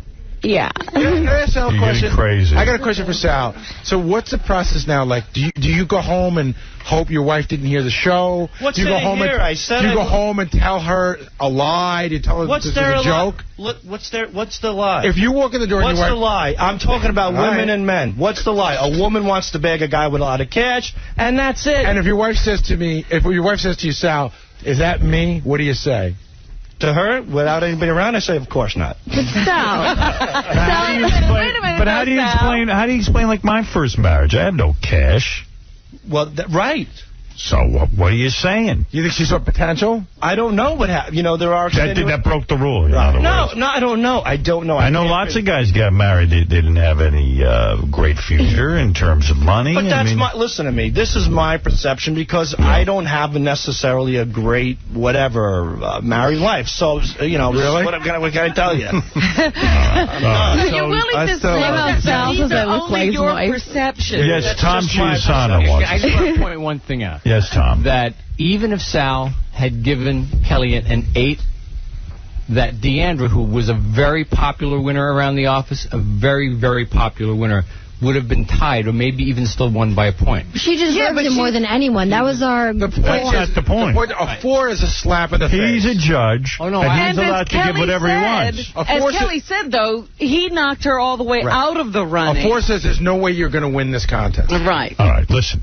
This is what happens when Sal the stockbroker is a judge. It's a marathon. You're not Ralph. It's funny, Stop too, trying. Howard, because he tried really hard to get out of it. He was like, I don't think I'd be funny. I don't think I'd be good at being a judge. I thought he did a good job. Sal, you were the backup judge, first of all. No, he wasn't. He was the initial judge. He was an initial judge. No. Yes, he was. He was. Bad. He should have been the backup. Beautiful interns. Thank you all. Thank you, Howard. I'm glad you had this out on the air. It's interesting to me. It's a good And Kelly, radio. you know, I didn't even do the contest because I wasn't willing to compromise myself in some ways. Is Not that I pass any judgment, but how can you say that women will do anything for money when I wouldn't even do certain things? So You're the exception, too. You and my wife. Anybody else wants to come forward, send I me an understand email. there's a big intern party tonight. Is that right? yeah, my I'll be there. promise. Now, Sal is invited. Sal's invited. Right. He said he'd do shots with me. Wow.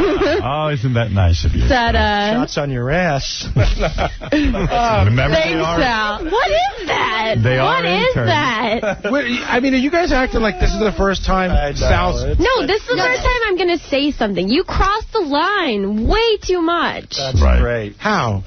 Just that, I mean, you're not going to go to an intern party. Look at you, he's laughing. I can't These broads stand are it. all the I'm going to same. It's leave. so I have to easy. leave. Oh, these girls are so easy. Well, girls, have a good time at the intern party. I think it'll be fun.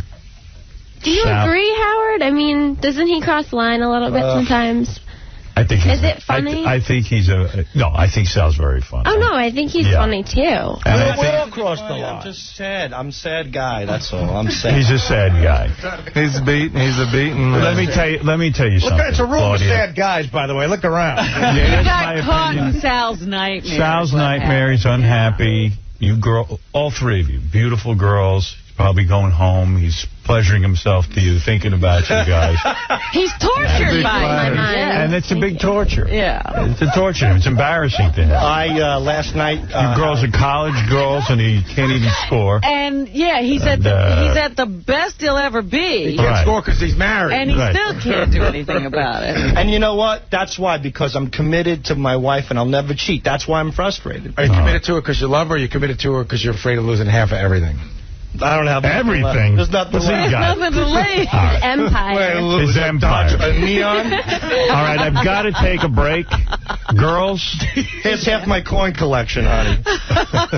Welcome to Sal's Nightmare. And we'll be back right after these words. Ladies and gentlemen.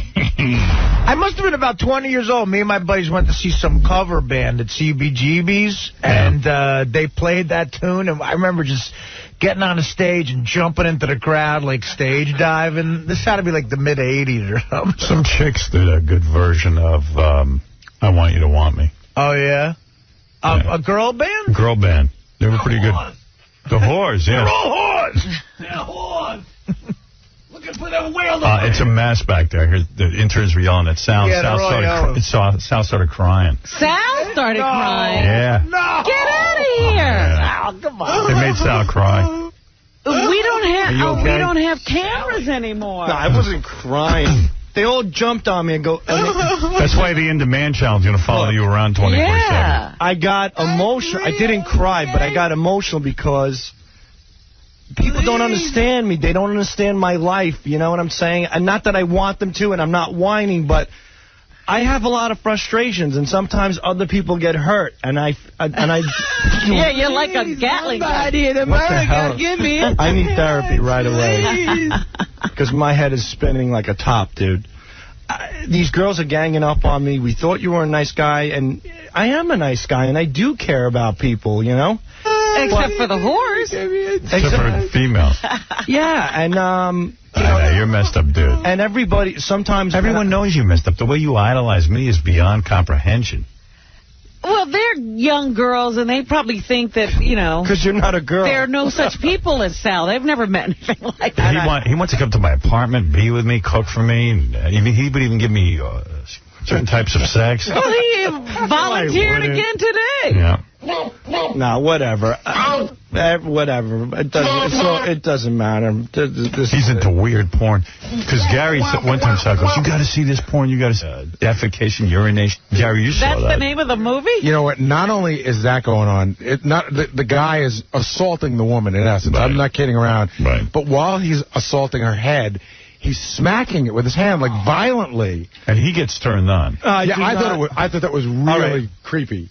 I don't like smacking it. I don't. That's the only part I hate about that stuff. I don't like smacking. Do you have this is somebody to know, but do you have a personal fantasy that you've never been able to take care of? Yeah. Where you perform a bodily function on a woman? Yeah. Oh, shit. Yeah. So you showed me those movies too. Yeah, remember the one where the guy capped it? There's one guy, he's filling up the bottle, so to speak. Right?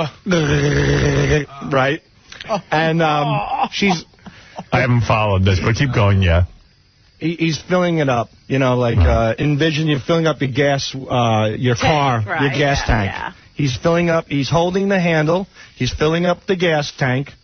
The gas tank is full, and then he pushes the handle into the tank to cap all of that gas in there and make sure it stays trapped. And pushes. It's insane. But I didn't get that at all. Like someone told me when you were making the mold of your private area for Robin's birthday. Yeah. That you went down to your basement and you were thinking about Claudia, the intern, and that you were. You get yourself all excited, and then when you were about to make the mold, yeah, it went.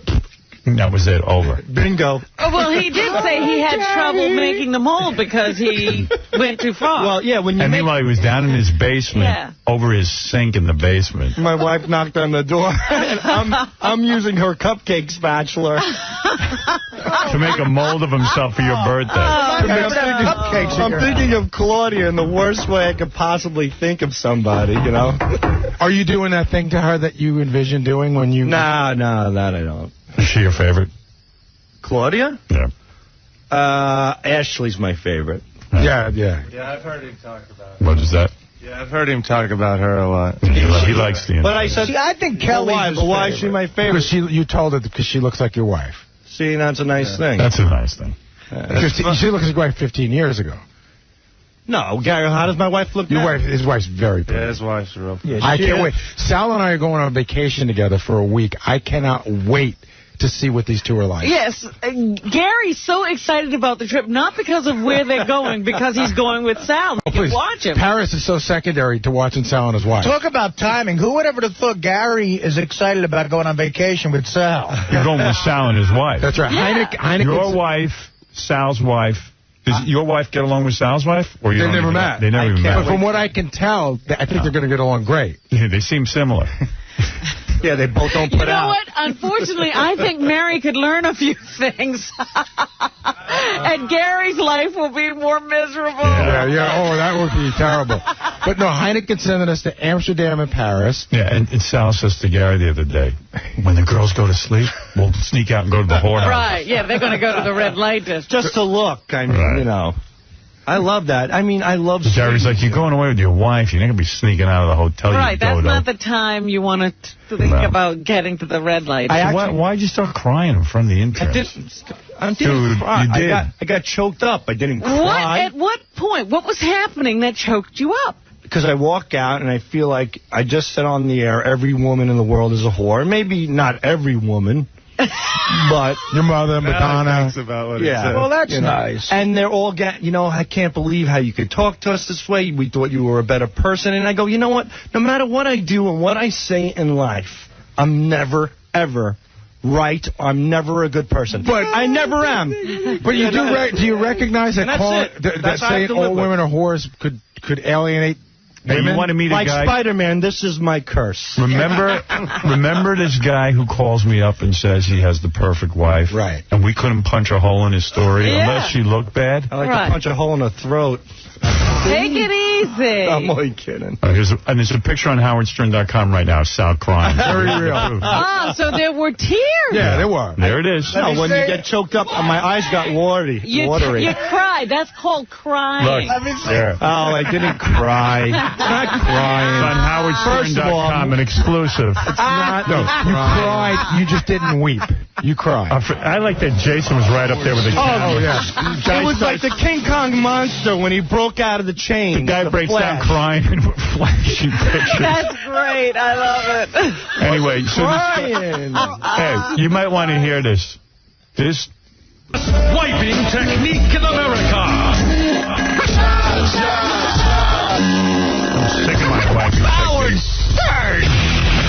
Sometimes I just get so exhausted from my wiping technique. I've got it down to a science where I'm fresh all day. I don't even have to shower, but man, it takes up almost a whole box of tissues. I go to the bathroom and I go, I just thought of going to the bathroom exhausts me. I'm like, am I ready? Do I have all my equipment?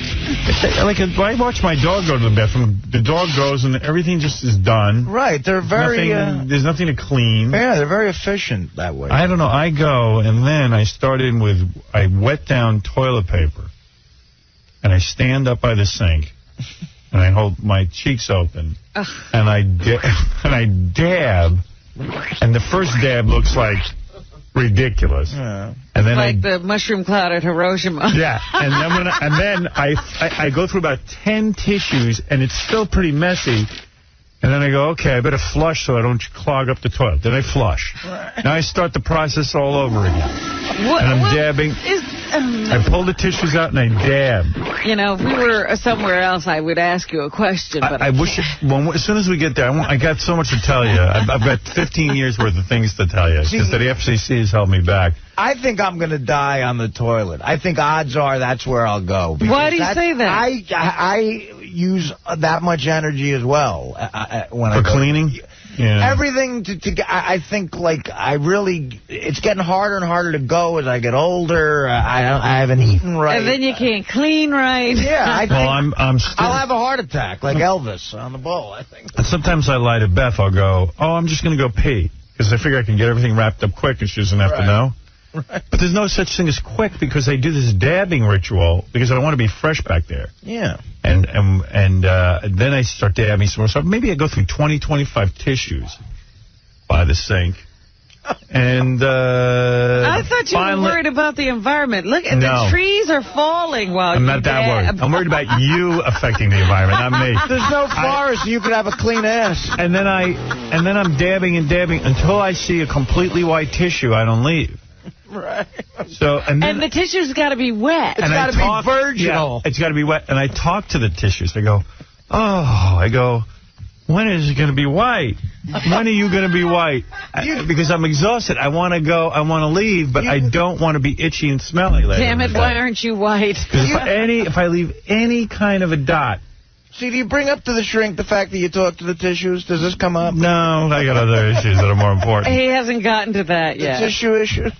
I'm worried about the environment, but I'm more worried about the environment between my legs. That rainforest. I should use brown tissues and be done with it. Right. There's some greenhouse gases going on there. I'm thinking about all the years, though. I didn't do that. I used to use 3 dry tissues, and that was it. I know. And I'd walk around itchy all day, poking myself all day. Now, when you say tissues, you're talking about a box of tissue? That's right. Oh, my. Yeah.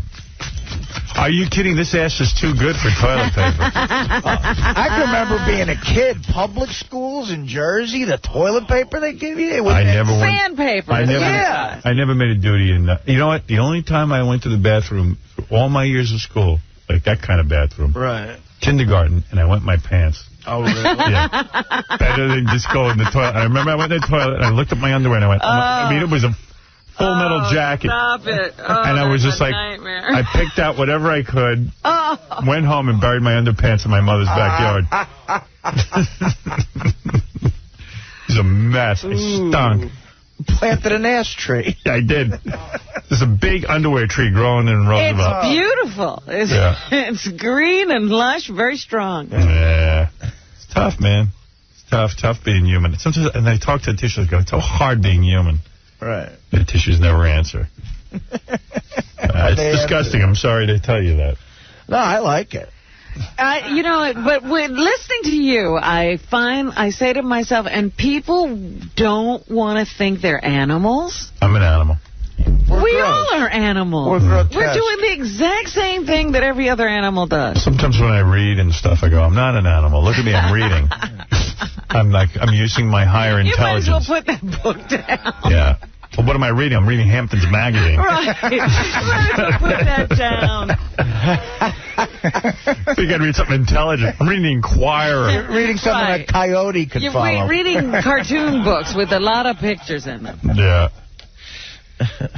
I was in Dallas this weekend, and 𝗦𝗄𝗿𝗏 showed up. Oh. You know, Artie wasn't kidding around. When he says 𝗦𝗄𝗏𝗏 hangs around, he hangs around. I've done the Dallas 𝗦𝗄𝗏𝗏 weekend myself. What do you mean? Like, what was your weekend, and where was 𝗦𝗄𝗏𝗏𝗏? So Friday night, I was at this club called The Lodge, which is an adult entertainment club, but then afterwards, the station had an event. It was their 5th birthday, so they had that band Bowling for Soup. What station? Live 103... Live 105.3, I think it is. It's in Dallas. I can't. Our station in Dallas. Our station in Dallas. Yeah. It's an all talk station. What do you mean all talk? It's all talk. It's they don't have music, obviously. It's you in the morning. Pugs and Kelly at midday. Yeah. Really good. Russ Morton, who I had dinner at his house on Saturday night. Then I think after Russ. Did you meet Pugs and Kelly? Yeah, no, I know them. Did you ask them if like they're getting all kinds of... Infinity is laying out all kinds of money offers to anybody. To keep everybody else to keep everyone. Stable? Yeah, because they're just desperately trying to figure out who the next Howard Stern is. So they're hiring like 10 million Howards. Not that Pugs. I don't know Pugs and Kelly, but... Well, you know, it was a funny conversation because I was talking to that guy... Tell Pugs and Kelly to hold out for more money. Right. Well, Russ Morton does the afternoon show. Yeah. And he does really, really well there. Like, you know, he kills in afternoons. Right. And I was on his show on Friday promoting the event. We were talking about the fact that he doesn't want to do mornings. He's like, I don't need to do mornings. He goes, I'm making great money. Right. I'm killing in the afternoon. Why would I want to go back to mornings? Yeah. And he mentioned that they might have asked him to do mornings and for the same money that he's making in the afternoons. He's like, well, why would I do that? No, tell him to hold out. And then the program director came in and we were asking him about, you know, what's going to go on in the morning. Will Pugs and Kelly do morning? Oh, yeah, they would do mornings, I'm sure. Yeah, so. They would kill to do mornings. Let Pugs and Kelly do it. But give them the shot. The program director was acting like, he's like, well, there's a plan. You know, he sounds just like our general manager. There's a plan. No. So we were asking him, like, well, what's the plan? Well, I don't really know. And I was Nobody's divulging I said to the guy right up to our program director, I go, there's no plan, is there? And he goes, no, there's a plan. But I don't think there's a plan.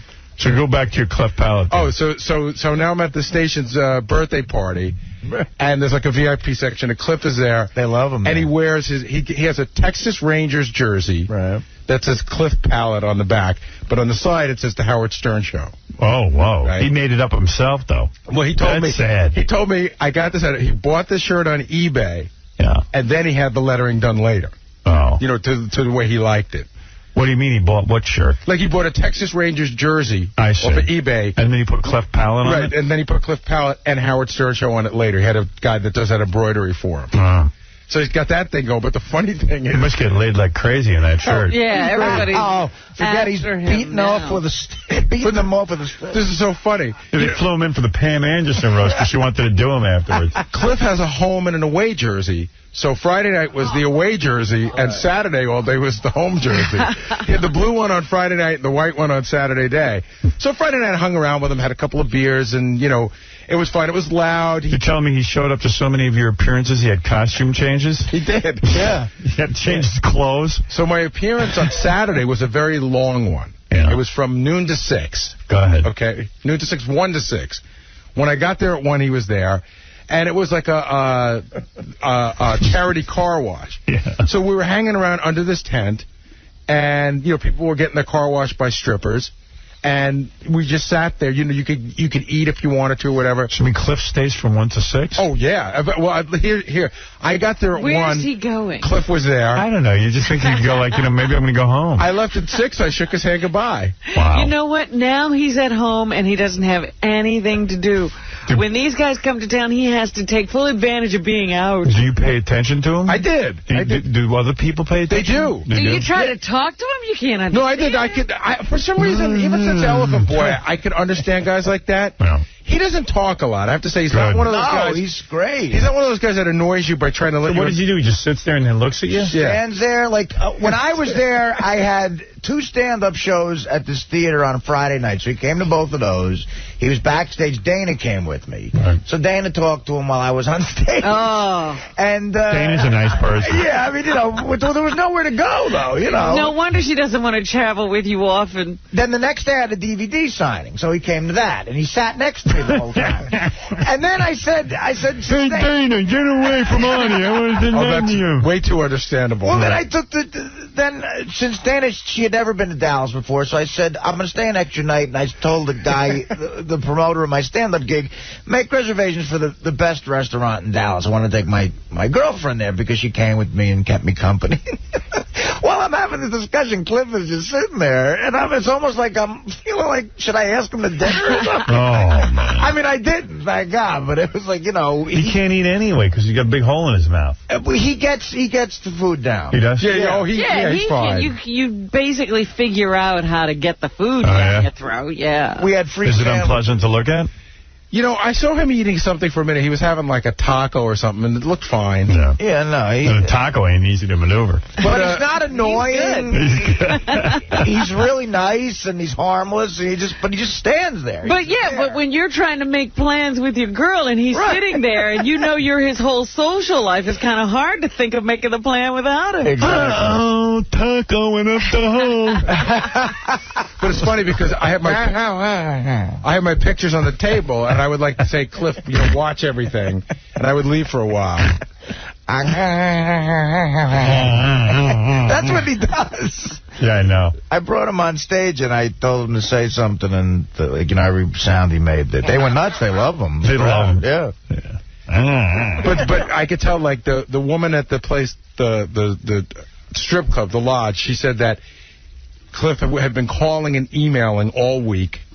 And preparing for your appearance? Right. You know, wanting to get in, you know, make sure that he had prime seating or whatever. Setting himself up. And the radio station, like, we like him because we just met him. But the radio station, like, oh, there's Cliff again. You know, he goes to every event. Yeah. They don't dislike him, but they just, like, you know... You gotta prepare for him. Right. I guess, like, somebody was telling me, like, if you've been at one of those events and you've spoken to Cliff for an hour for the 100th time, it gets a little old. A little old. But I had fun with him. I loved him. Right. Yeah. He's a good guy. So, sounds like you had a pretty good weekend. Yeah, it was fun. You know what? I had a Cliff weekend. I don't want to read any more about Peter Jennings. Is he like the greatest man who ever lived? I mean, there have been so many tributes and so many things written about him. Even this weekend, I'm reading about who was at his bedside and how noble he was the whole time. Sounds like he was shuffling, the last couple of weeks, he was shuffling back and forth between the Hamptons and New York City. Right, yeah, he was going out to his house in Bridgehampton. Yeah.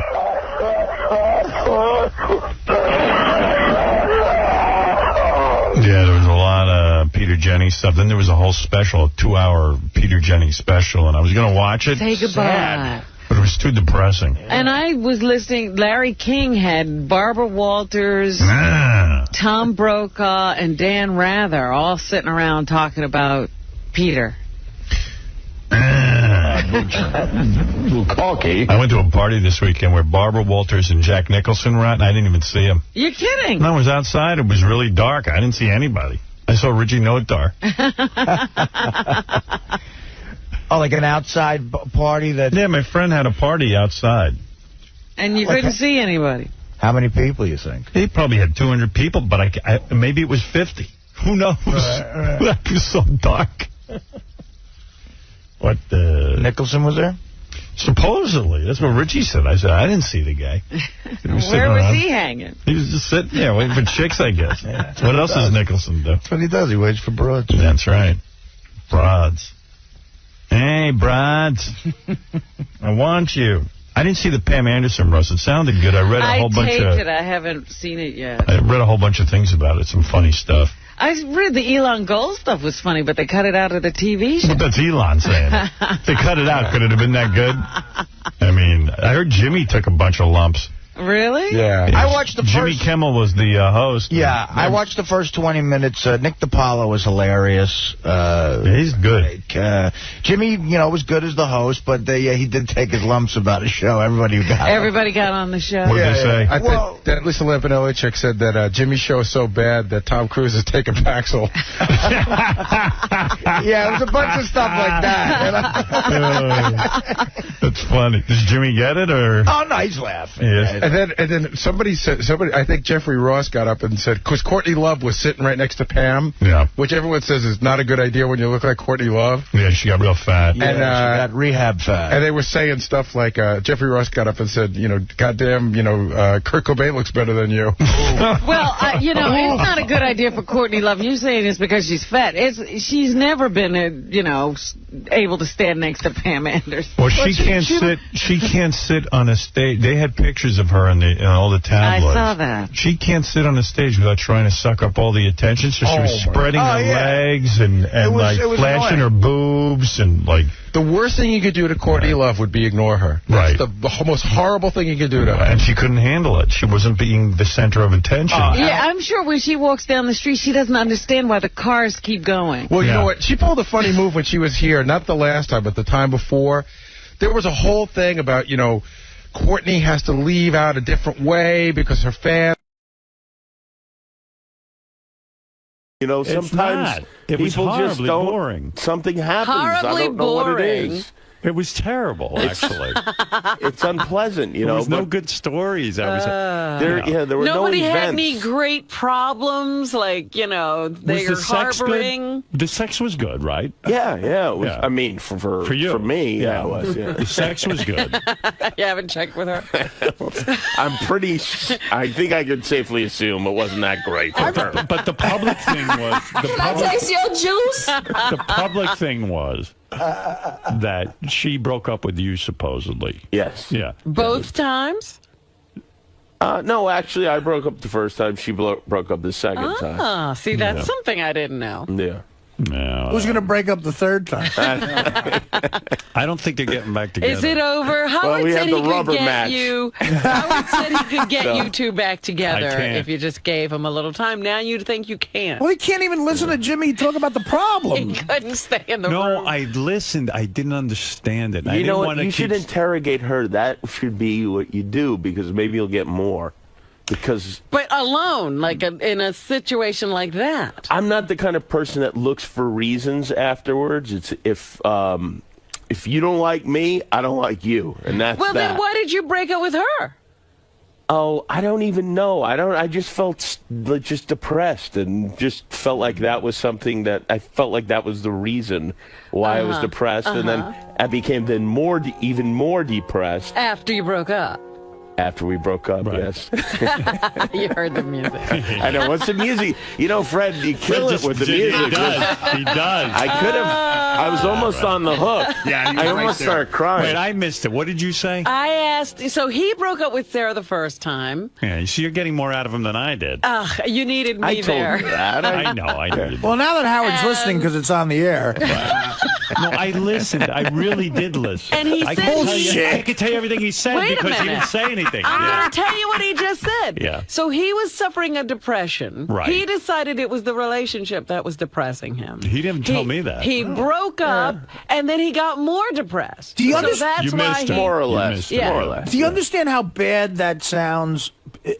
Like men want to have the perfect woman, and in a sense, Sarah is beautiful, and she's funny, Talented, she's smart, funny. Oh my great God. conversationalist, and we still get bored.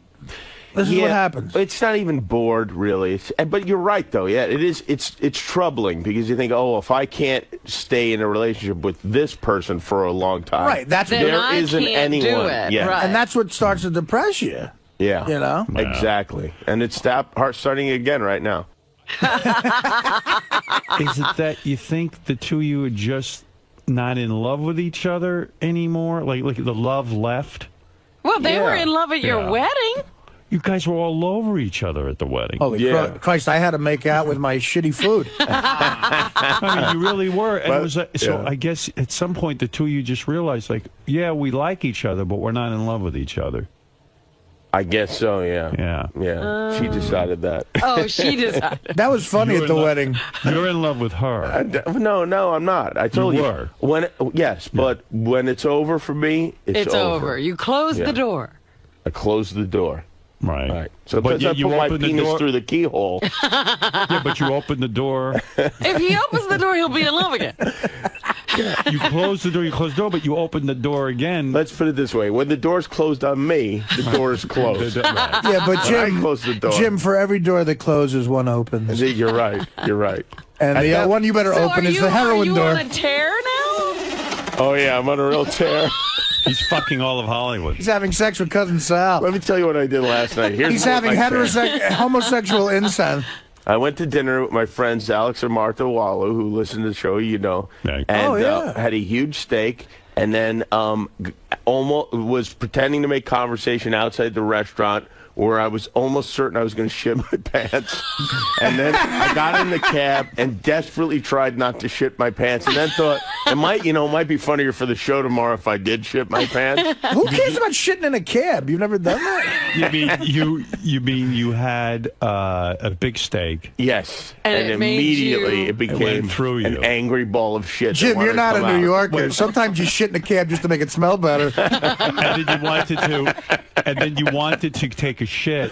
And why didn't you do it at the restaurant? Or are you too embarrassed? Oh, no, not at the restaurant. Plus, everyone knows I come out sweating. I have to take off most of my clothes.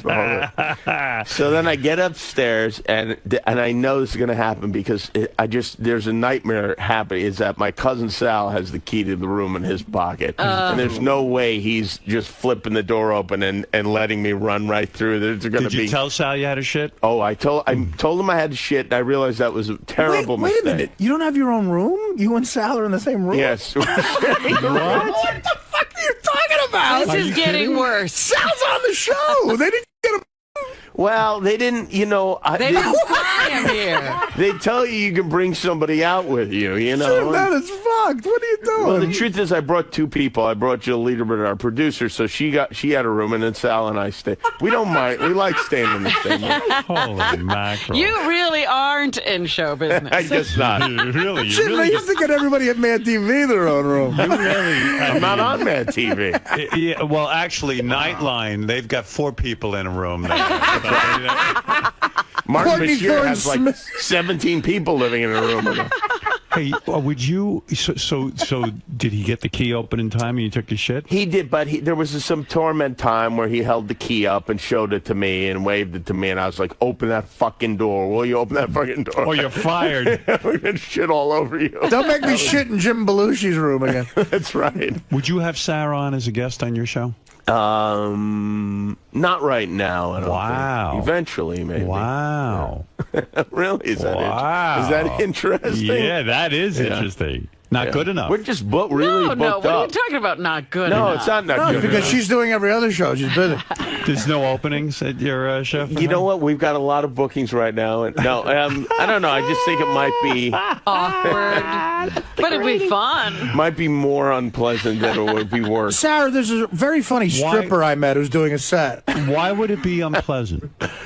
Well, why do you think? Because but she was, listen, when you were going out with her, yeah, she was on the show like every week. Well, not that much. I mean, a lot. She was like your brother Theodore.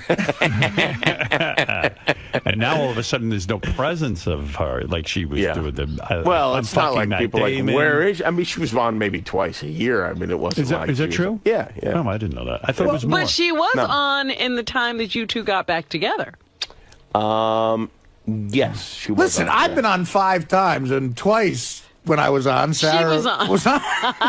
Jimmy's going to hang out with us all morning. He's going to be here for a while. Ben Stiller is waiting in our green room. Oh, he is? Yeah, so what we'll do... What he's saying is a bigger star has now... No, Jimmy's hanging out being part of the show. He'll be here during the Ben Stiller You interview. can sit there while Ben is... If Ben Stiller's sitting here and Adam Sandler comes in, we'll have Sandler. That's Jimmy's cousin, Sal. Oh, this Hey, is the everybody. guy you Good spent guy. the weekend with? Yeah. Fantastic. He's a nice guy. I was a little worried about him, but he's a nice guy. Sounds very quiet, yeah. He's another Tom Cruise lover, this kid.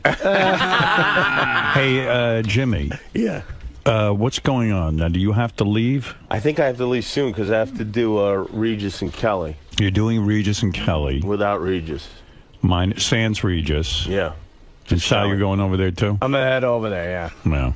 All right. He can stay if you want. I understand your cousin Sam's here. So am I saying goodbye to you? I don't want to hold you here. I think we have to All right. leave, unfortunately. Sadly. Sal, good seeing you. Thank It was you. nice spending time with you. Jimmy, I wish you continued success. I hope these upfronts, whatever they are, go well for you. Now I feel weird about the next time. I feel weird about visiting you because I feel like... You mean visiting him at home? Yeah, because I feel like we Just always get visit the me. honest account, but then I feel like I'm making you uncomfortable when I'm at your house. Not at all. I love being with you. We go away on vacation together. I mean, what's the matter with you? Well, I don't, because you said then you feel like you have to entertain me. You don't have to entertain Don't worry. me. I know. I'm self-entertaining. Believe me, and so am I. Okay, good. How dare you? Look, I don't know what's going on in your romantic life. I'm sorry Is you he and dating? You didn't even find out for us. I would never ask. I don't know I'm what dating he's doing. Neil Patrick Harris. You're not the type of guy that we're not going to open up the tabloids and see you're dating like every woman in Hollywood. Now that you're free of Sarah and you're a single Definitely guy. not. You're not. You're not going to womanize. What are you going to do? You know, are I'm you not going like to that. a dating service? Are you? What are Yeah, you doing? I'm on, Millionaire matchmaker? I'm on that Ashley Madison. Well, he You're has on a Ashley Madison. You only date married women. Yes, I'm only fucking married women. Well, Jimmy has a certain type. I think he's going to ask Elaine Boozler.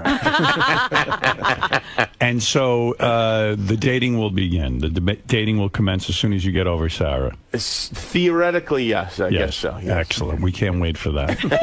Who will it be? Jennifer Love Hewitt? Well, who will the lucky lady Will be? you be picking up women on the show? Will you do that? Moon? No, I don't think so. I can't imagine that will happen. Who are your guests for the rest of the week when you get back to L.A.? We'll pick out one Well, for you. Ben Stiller. right, you I can't go out really with don't him. know who the guests are, to be honest with you. Do you fantasize that you'll be with another famous woman? I mean, Sarah was famous. Was that certainly. fun? I have decided never, ever to go out with another famous person. Is that true? Mm-hmm. Why? Unless they're really, really good looking. What? Kathleen Turner.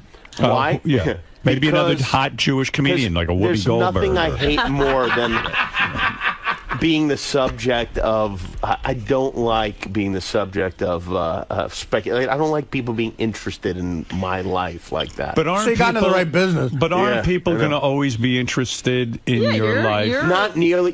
It's exponential when it's when it's two famous people. Nobody cares about who other, like nobody cares about who Conan is dating. Right. Well, because Conan's married. Yeah, but nobody cared beforehand. Nobody cares that he's married. I think they would. Well, you're saying because she's not in the business, is what you're saying. Right. Oh, I see. So when you're dating another famous person, I'm gonna try to be more like Conan. you're going to try and be like Conan O'Brien. Yes. That sounds like makes a lot of sense. You better get better writers. But it is possible because you're in Hollywood and you meet the girls you meet are girls who come on your show who are in fact famous, and a lot of these. Actresses and stuff. I mean, it's hard to resist. I say it's not hard for them to resist. No. I think you ought to fix him up with Renee Zellweger. Oh, yeah. I could have fucked her on the set of The Bachelor. I Would let you her like off to the fuck hook. Renee Zellweger? No, I know she's that's. Have you I'm met not her? interested in that. I have met her. You've had her on the show? I think so. Not attracted to Renee Zellweger? It has nothing to do with it. What would you never think about fucking her? No, really don't. I wouldn't. I'm not interested. If I was single, I would fuck Renee Zellweger. I would. You could get her at Bridget Jones' Diary. I told you I don't fantasize? want to go out with anyone famous. But wait a second. You don't fantasize like maybe a night with Carmen Electra or nothing like that? That's not my thing. What do you mean, not your thing? Well, wait a minute. What about some supermodel? Explain that to me. What do you mean you can't take Carmen Electra? I need there has to be some depth there for me. Oh, so supermodels are all stupid? So Sarah was so deep. Yeah. I'll put it to you this way. Sarah would never do this. Carmen Electra... Look, I said Jimmy was deep. Carmen Electra was once asked on a talk show, what's the one thing she couldn't live without? And after she thought for a minute, she said food. So, I don't think Sarah would ever do that. That's a good answer. But do you think that Sarah will date someone famous? I don't know. Does she need that? No, I don't think so. She doesn't need that. So, it'll be interesting to see what you end up doing. Sal, what do you think? Sal, you're married. I'm married, yeah. So, but Jimmy what do you think? I wasn't supposed to say anything, but he's secretly dating a pizza chef, this guy Chris Bianco. I'm not even kidding. He flies him out. The guy stayed with him for like a week, and then there's another chef that comes in, Adam Perry Lange, and they cook, and that's his focus right now. You love to cook, right? That's your thing. I do, yeah. I love to eat. You're a cook? Yeah. I do. Yeah. By the way, fucking a pizza chef where I'm from is not gay. You should try eating food. It's delicious. I'm going to do that when I do that. Yeah, that sounds crazy. All right. So, and also, will you and Sarah become friends in the future where she will be able to come on the show? No, we will not. You will not become friends. I don't know. It's going to be a major showbiz feud that lasts centuries. I agree with you. You're not going to become friends. Listen, I got enough friends. Right. You will not go the route of Johnny Carson and date some of the, tea time players or, you will not. No. Yeah, have the girls on your show. Hire I don't them have just any to date tea time them. players. You don't? No, I don't. No, it's not my, Right. You know me. It's not my Look, thing. Howard, he was on The Man Show and never fucked one of the juggies. Not only didn't He was married. Not only didn't I fuck any of them, I would hide in my room reading from them. I didn't want to be part of it. Will Leno, They didn't want to read with you? Let me, before you leave, because I know you have to go, will Leno's new show fail? I'm talking about this. Now, you're in the late night game. You spend a lot of time on your show, and I know you do a lot of hard work, and people should watch Jimmy's show. But will you take a look at Leno's new show? And you've probably given this some evaluation. You probably even have research on this. Don't you think, this is what I think, Leno made the biggest mistake of his career, not staying in late night television? I think it would have been safer to go to ABC. Yeah, for him to go to ABC at 11:30. Yes. But that would have been horrible for you. You wouldn't want him at 11:30. Not necessarily, because it would be a better lead-in than Nightline, and perhaps there would have been other networks that were interested in me. But you told me you would never follow Leno. That's right. You said you were going to leave. No, but I changed that eventually. Oh, did you? Oh, you did? Yeah. You thought it through. Yeah. You said, I'll go on at 12:30, Leno can go on at 11:30. Yes. You really would have gone ahead and done that? I don't believe you. I honestly would have. Absolutely. You would not have gone to another network? Let's say if... I might. I mean, I would have considered What if Fox needed a late night show? I would have considered it, yes. You would have? Yes. That would have been a good thing. Yeah. But now, Leno will die at 10 o'clock, won't he? It's the end. Do you ever envision a scenario where perhaps Leno could end up going back to the Tonight Show and they fire Conan? And then Conan, or whatever his name is, comes over to ABC. I don't know. I mean, I don't know. I don't know about all of those things, but I could envision any of those things individually happening. Well, how do you feel that Leno's going to do? Give us your prediction. I don't. You know what? I don't think it's going to be successful. I'll be honest with you, and I don't think it has anything to do with Jay. I think it has all to do with the local affiliates and their news, where they make all their money. And if the lead-in is not as strong, they're going to scream and yell and demand something, and it's going to be a mess. This Leno move could be the end of all television, is what you're saying, right? This could actually end television as we think about it. So we should start twittering more. Will Jay take Stuttering John? Yes, Jay will definitely take Stuttering John, and I believe that Jay has told Stuttering John, and Stuttering John just isn't saying because they want to keep it all a secret. You think it's that big a deal? I mean, why can't Jay John think it's that big a deal? Really? Do you think if Leno gets into real trouble, he'll divorce 𝗦𝗵ici𝗄 and date Sarah Silverman? That would be a surprise. She was lucky for you, maybe. If Leno gets divorced, he'll try to steal Beth. My prediction is Leno will do poorly. I believe it will not last long. I believe Conan might be moved out, but he will be tarnished. In other words, he will have failed. You're saying Conan's not going to be successful? I don't know, because if Jay isn't successful, Conan has to be more successful than Leno was. And also now, if Jay doesn't do well, it hurts Conan's rating. Right. Aha. That's right. Mm-hmm. So you're saying everyone's fucked? Yeah. Jay's going to screw up everybody. You're not fucked. You're in the perfect position. You're so not fucked. You're not dating anybody. Yeah, but I'm flying like Coach, you know what I mean? You're shitting in front of What is Sal? it, Ralph? Quickly, because Jimmy Kimmel has to leave here. He has a very active This is never a good thing when Ralph calls, I know. Well, Jimmy, I love you, but I don't understand. That's great. How come you're not out there getting laid and going crazy and, you know, like, I know you're straight, and so, like, why wouldn't you want to... Like, do you want to have conversations or something, it sounds like? Well, Ralph, you know I'm not that type, right? I mean, I think you would have gathered that about me by now. You're not a pig. You're not a sex maniac. It's not like you got to go in and just pick up some floozy and every night, but like... Jimmy, you should be vomiting at Howard's house. You got to live it up. I told Sal to vomit at your house. Hey, Ralph, what bits has Jimmy ripped off from Howard lately? I've been ripping off Jimmy lately. There you go. Have you seen Stuttering Sal? All right, Ralph. Jimmy, no, but really, I mean, you think Jimmy should be banging the hottest chicks in Hollywood? Ralph, give me a little time. I need to. Right. Maybe you need Ralph to help you with that. Yeah. All right, thank you, Ralph. Jimmy's got a huge TV. I do have the biggest TV in the world. I haven't seen it. Tom Cruise and his mom out. You're going to be... Can you tell the story real quick of why, like, that thing that you did to Jeffrey Ross? What? You know what? I think we'll miss the Regis and Kelly show if we tell it, though. I don't even know what he's talking about. I told you about the prank he pulled on Jeff Ross, Sal. Oh, right. Yeah. I told him we get a heads up ahead of time who's going to be voted off. So I texted Jeffrey Ross on Dancing with the Stars. On Dancing with the Stars. Sorry, I said you're safe, and he said, "Are you sure?" And I said, "Yeah, I'm sure." But Jeffrey was really into it and in love with this girl, and then on the air, he was pretending to be nervous the whole show, like he didn't know he was going to. And then on the air, you see him when he gets eliminated. He goes, "We lost." I had inside information. Oh, that's great. That's right, because you guys get tipped off who's going to be losing Dancing with the Stars. Nobody thought we did. Oh, he thought you did. I get it. All right. Thank you, Ralph. You're a fascinating phone call. Sal was trying to kill the odds. You know, he was betting on Dancing with the Stars. All right, listen, Jimmy, I'm not going to hold you any longer. Thank you, Howard. Jimmy Kimmel. With a beautiful weekend. Thank you very much. I love you. It's always great seeing you. Yes, and anytime you're around, I want to be with you. And Sal, you too. You're always welcome. All right. The great Jimmy Kimmel and Sal, his cousin. Sal, what's your last name? Do I have one? Icono. You don't use that name? No, I do. Yeah. You switched it to Kimmel? That's the way Opera Man says icon. That's right. And so there it is. You set the bar pretty high for Howard's house guest. You said you were such a good guest.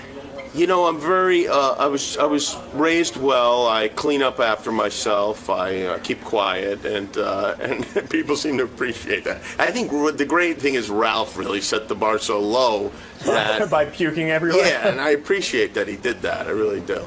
So you had a good time today? Yeah, I had fun. No, it was a little awkward talking about your past I know this is terrible, but I have right? to get the fuck out of here. I'm not kidding. I really. They got a live TV show I'm gonna miss.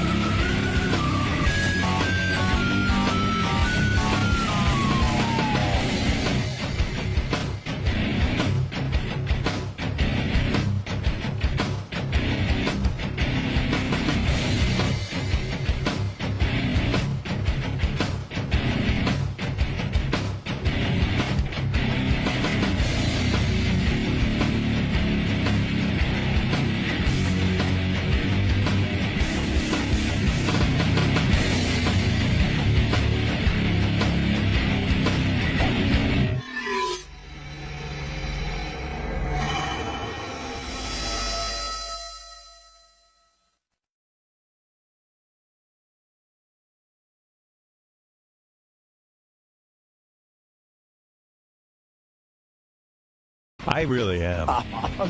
Nah, I kind of am. I'm kind of done. I mean, I love it here, and I love doing the radio show and all that stuff. But I think after a year and a half more worth of shows, it's time for me to sing my swan song. You know, and some things are starting to bother me, and I don't want it to get ugly. Oh. You know what I mean? There are things around here that are bothering me. I see. And I'm not the type that complains to people, so I just let it brew inside of me, and then I just leave. But, I don't know. Stuff bothers me. Stuff bothers me all the time, but I don't know. It's enough already of me. Well, David Hinckley just had to change his article. Yeah, well, I don't know. You know, it's like Jimmy said to me over the week. He goes, "You got to stay. You know, it's so great. The show's never been better. Blah, blah, blah, blah. You guys work so well together." I said, "Yeah." I said, "We do." I said, we're good at this, but how much longer can you keep doing this thing?" Well, here's a rep that everybody gives me, and so I'll ask you now. You'll be fine doing nothing. Everyone says, "Can Howard?" You know, people go, "Howard, I know his personality. I listen to him. He's an A personality. Can he stay home and do nothing?" Well, he won't doesn't have to do nothing. You know. No, there are things I could do. I could straighten the pillows. I have to have a meeting. I have meetings about everything, you know. I guess I am the, I am the leader of the show, so I meet about everything. My meeting today is with Gary, Laura, my assistant, and Tracy. Uh-huh. Because something set me off. Carol Leifer, who was our guest the other week, sent me a box of chocolate.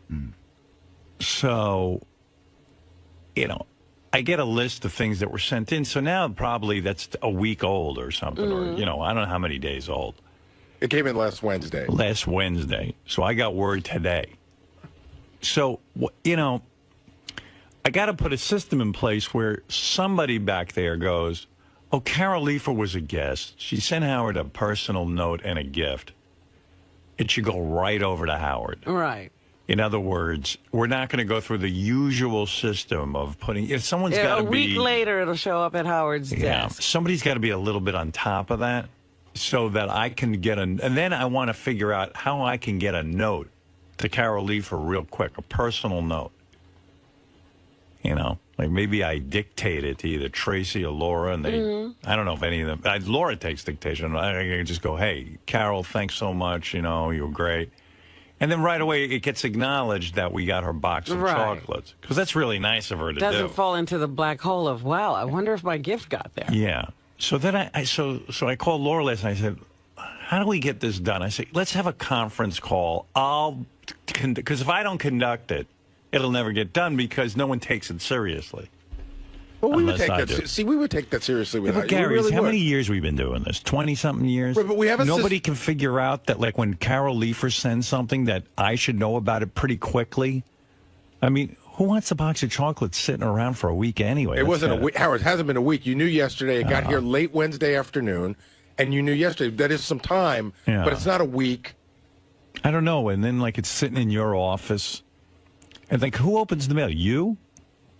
No, Tracy opens the mail. Right. She logs Tracy says you get the box of chocolates. No, that's not true. That's what she said. Tracy opens up all the mail. Yeah. She logs it in. So it's, Carol Lee sent this, right. And then everything comes through me just so I could see it, because some things I put in your bag that day. Right. Some things I just need to know that you're getting, even if you don't take them. I need to know that somebody sent you a screener, whether you saw it or not. Okay. I need to know that a book came, so when they call, I can say, yeah, we saw the book. See, I know I'm going to have a meeting today, and I'm never going to get to the bottom of this. I'm already zoning out. having the meeting, yeah. I'm already zoning out. Like Gary, we're in the meeting. Like Gary's explaining it to me, and I just go, can't you just get this done? It's like Jimmy talking about his breakup with Sarah. Yeah, I don't understand. It's like I just go, I don't know how to get it done, but you get it done. But you get a list every day. I guess you just didn't see it quick enough. No, but we get the list. By the time the list gets to me, and the time I get to read it, it's 5 days old. Howard, I'm your man. Let me open all the mail. You have the meeting, and I'll log it in. Yeah. No, what you're saying is certain things should get personal attention. Like they shouldn't go through the system. You should just be expedited to you. That Carol Leifer sent. Right, but you can't. Like, and then something should be triggered to say, Howard, you dictate this thank you note to Carol Leifer, and it'll be sent right out. Right. We have the address. There's certain, when you get them, these things need to be taken care of right away. Like I noticed Letterman's got a system in place. Whenever I do anything for Letterman, there's a note that comes. It's typed, and it's like from the desk of David Letterman, and it goes like, hey, Howard, it was really good seeing you. Let's get together sometime, blah, blah, blah, blah, David Letterman. Mm-hmm. And I can tell, like, he must, I don't even know that he writes it because it's typed. I don't even know that it's his thoughts. It seems like it's someone else is doing it for him. Right. But that's cool. I want that system. But I know I'm going to get on the phone today and be aggravated that I even have to take time to come up with a system. Like, I shouldn't have to. If would you believe me if I told you we will handle it? You wouldn't. I would. What are you going to do? Let me hear it. Well, listen, this is the first you brought it up that you want something that quick, because usually wouldn't it be cool, like, if I said to Carol Leifer, hey, that was really nice of you to send something. It was totally unnecessary, but, man, you're the greatest, and, The hardest part of the system is deciding who fits the bill. Right. Like, in other words, if Mark Harris sends you something, does that fit the bill? You answer the question. You answer your own question. Probably not. Okay. But so I never know with you. You think I'm talking about Mark Harris? No, but I never know with you, because sometimes you don't know the difference between Mark Harris and Carol Leifer? I know the difference between them. But, I don't. But sometimes... Yes, you do. No, sometimes to you... All right, name a name that you think you can't tell what to do. And then Mark Harris must have been a bad example. Right. If that's the example. Beetlejuice send something, Gower. I got to look at the schedule for the last couple of weeks. All right. No, that doesn't work. I was going to say D. Snyder. All right. D. Snyder sends me something. What do you think is the answer? You probably should know. That's right. Craig Gass. What do you think? You probably don't need to know. Right. You know already. You know. Now it's getting embarrassing. Wait, this is an embarrassing game, isn't it? Well, I didn't want to have the meeting off the air, but this is what happened. This is getting embarrassing. Oh, my God. Go ahead. Craig Gass is on top of the Chrysler building. Would send me something. It would be in the list, and then I could respond to it. First of all, I know Craig Gass. He ain't sending you something. You don't need to know immediately. Thank you. Yeah, I don't need to know that day. He was just about to. Now he just put it down. See? Right. So, like, Jimmy Kimmel, obviously, yes. Right, and then I want someone to say to me, okay, do you have a note you want us to send Jimmy? And I'll just say, here's all right, here's a better example. Lisa Lampanelli was here the other day. Good. And she handed you, while you were in here, she said, here's an autographed DVD and CD. I'd love, for you to watch. But it's, in her mind, it's a gift. Okay. What do you think the answer is on that one? Probably not. Right. See, you already know. You know the answer to this. Yeah, but Robin, here's the point, and you know this because you've seen me for 25 years. I know till I don't know. And then when I don't know, I'm the biggest dick in the world. Even if you get it 99% of the time right, meaningless. You're helping me. No, you're helping me. No, because 1% will be the first 3 hours of the show. Right, Gary's got a point. No, that's right. Okay. Be honest. Lisa Lampanelli is a great girl. but she gives me a DVD. Okay. You know, I mean, I'm talking about. Okay, Lisa Rinna. Go ahead. Sends you her book. Go ahead. Hey, Howard, it's with a note. Howard, you're great. I think she sent the note something like, I couldn't wait for you to have this book. I think you're going to love it. Okay. Is that a gift or a promotional item? What's your answer? What do you think? I think it's a promotional item, but she sees it as a gift. We know that. And you'll put that on the list, and if I want to write to Lisa Rinna, I'll write to Lisa Rinna. Even though she sent you a personal note? Exactly. Okay. Exactly. I'll read the personal note, and I'll figure out what to do. But does anybody in here understand that Howard might go, Gary, Lisa Rinna sent me a fucking personal note. Gary, you got Well, I'll it tell you right. when it'll happen. If Lisa Rinna calls and says, "Did you ever get my book?" No, Gary, exactly. You just got it 100% right. Every example you gave, you knew the answer. Yeah. Well, Robin hit it right. Now, Gary, I'll give you an example. But he also threw 95 great pitches out of 100. Lisa Rinna comes in here, and she sends me a radio, an antique radio. That's a yes. Ah. Okay, I got one for you. Okay. I go here. Fran Drescher used to come in all the time. And Go then ahead. after she came in, I'm going to send you a gift. And she would send you those fucking croutons. The pasta and the croutons. Right. And it's a gift. Howard, I am sending you croutons because you're a good guy. Okay. What do you think? I think no. Exactly. You know exactly what I'm talking about. I'm sending you croutons. She's sending me the croutons, so I'll talk about them on the... But, okay, Fran Drescher comes in. And she's on the air talking about she just bought a Kindle, and she thinks it's the greatest thing. So then you get a personal note in the mail from Fran Drescher, and it says, Howard, I love being on the show. I want you to try a Kindle. I went out and got you one. That's a yes. That's a resounding yes. Here's so one. There you go. I got one for you. Go ahead. Okay, this is a tough one, but go ahead. Remember, I bet you it's not tough. Okay, remember the comedian Bobby Slayton? I remember Bobby. Bobby's wife owns a kids' clothing store. Right. Right. He sends you a box of clothes for your kids. Go ahead. So the answer. What do you think? Well, now it's tough. Tell me what you think. The answer is it's a yes, gift-wise, but does Bobby make the cut celebrity-wise? Now think about it. He's promoting his wife's clothing line. But it's still a big do you box. think there's a real rush for me to get to Bobby Slayton on that one? Yeah, but I'm sure your daughter's favorite designer is Norma Slayton. Yeah, exactly. Come on, Gary. What do you think? That can wait. Teddy Slayton. In other words, I'll get a note out to the guy, but, you know. All right, but that's a tough one because he is a celebrity and it was a box of clothes. Right. You know what? The box of clothes is going to end up in a garbage. Let me tell you something. There's two things I'm that going are to give it iffy. to charity, which is 99% of what I do around So here. I'm gauging the level of the celebrity and the quality of the gift. The only one you got wrong so far is Carol Leifer's chocolates. That's it. Which started this? The real one. There's two things. There's two things that are iffy: whether or not Bobby's a celebrity and whether or not those are clothes. Right. Gary, you missed one very important aspect. If Howard was single, you give him anything Lisa Rinna said. Right. Tracy. Oh, when I was single, it was terrible. I know, Gary I can and I had meetings about that. It was that so was embarrassing. so uncomfortable, Howard. Really? When I was single and there was a hot chick on the show and I wanted to go out with her, I would somehow say on the air, hey, yeah, you know, you should get me your number. And then that's a Gary, good code. And Gary would walk in and I go, Gary, did you get the number from her? And he goes, you want me to get the number? I missed the signal on one very important person. Yeah, he missed a lot of signals. And Howard goes, because I remember Howard goes, you got the number? And I go, you were serious? Because what the fuck is wrong with you? But get the number is like if Joe Girardi's steal sign was, look, steal.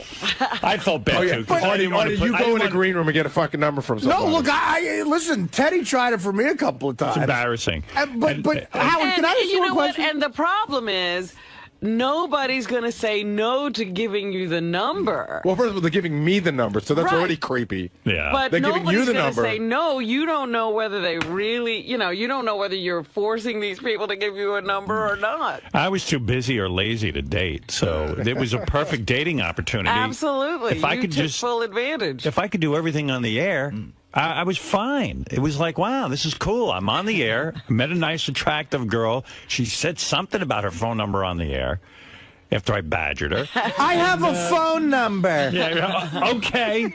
Gary, did you get that? I have a phone, Howard. Do you own a phone, or are you a heroin addict? Your mother took away their phone. Gary, Well, you don't listening? want my number. Right. But, Howard, let me ask you a question, because I think the fans are interested in this. Yes. In that crazy time you said you had, sort of womanizing, Yeah. how many girls that were on this show did you bang? I don't That you know. met on the show? Not a lot. Okay. Like maybe... Under 5? Yes. All right. Right, Gary?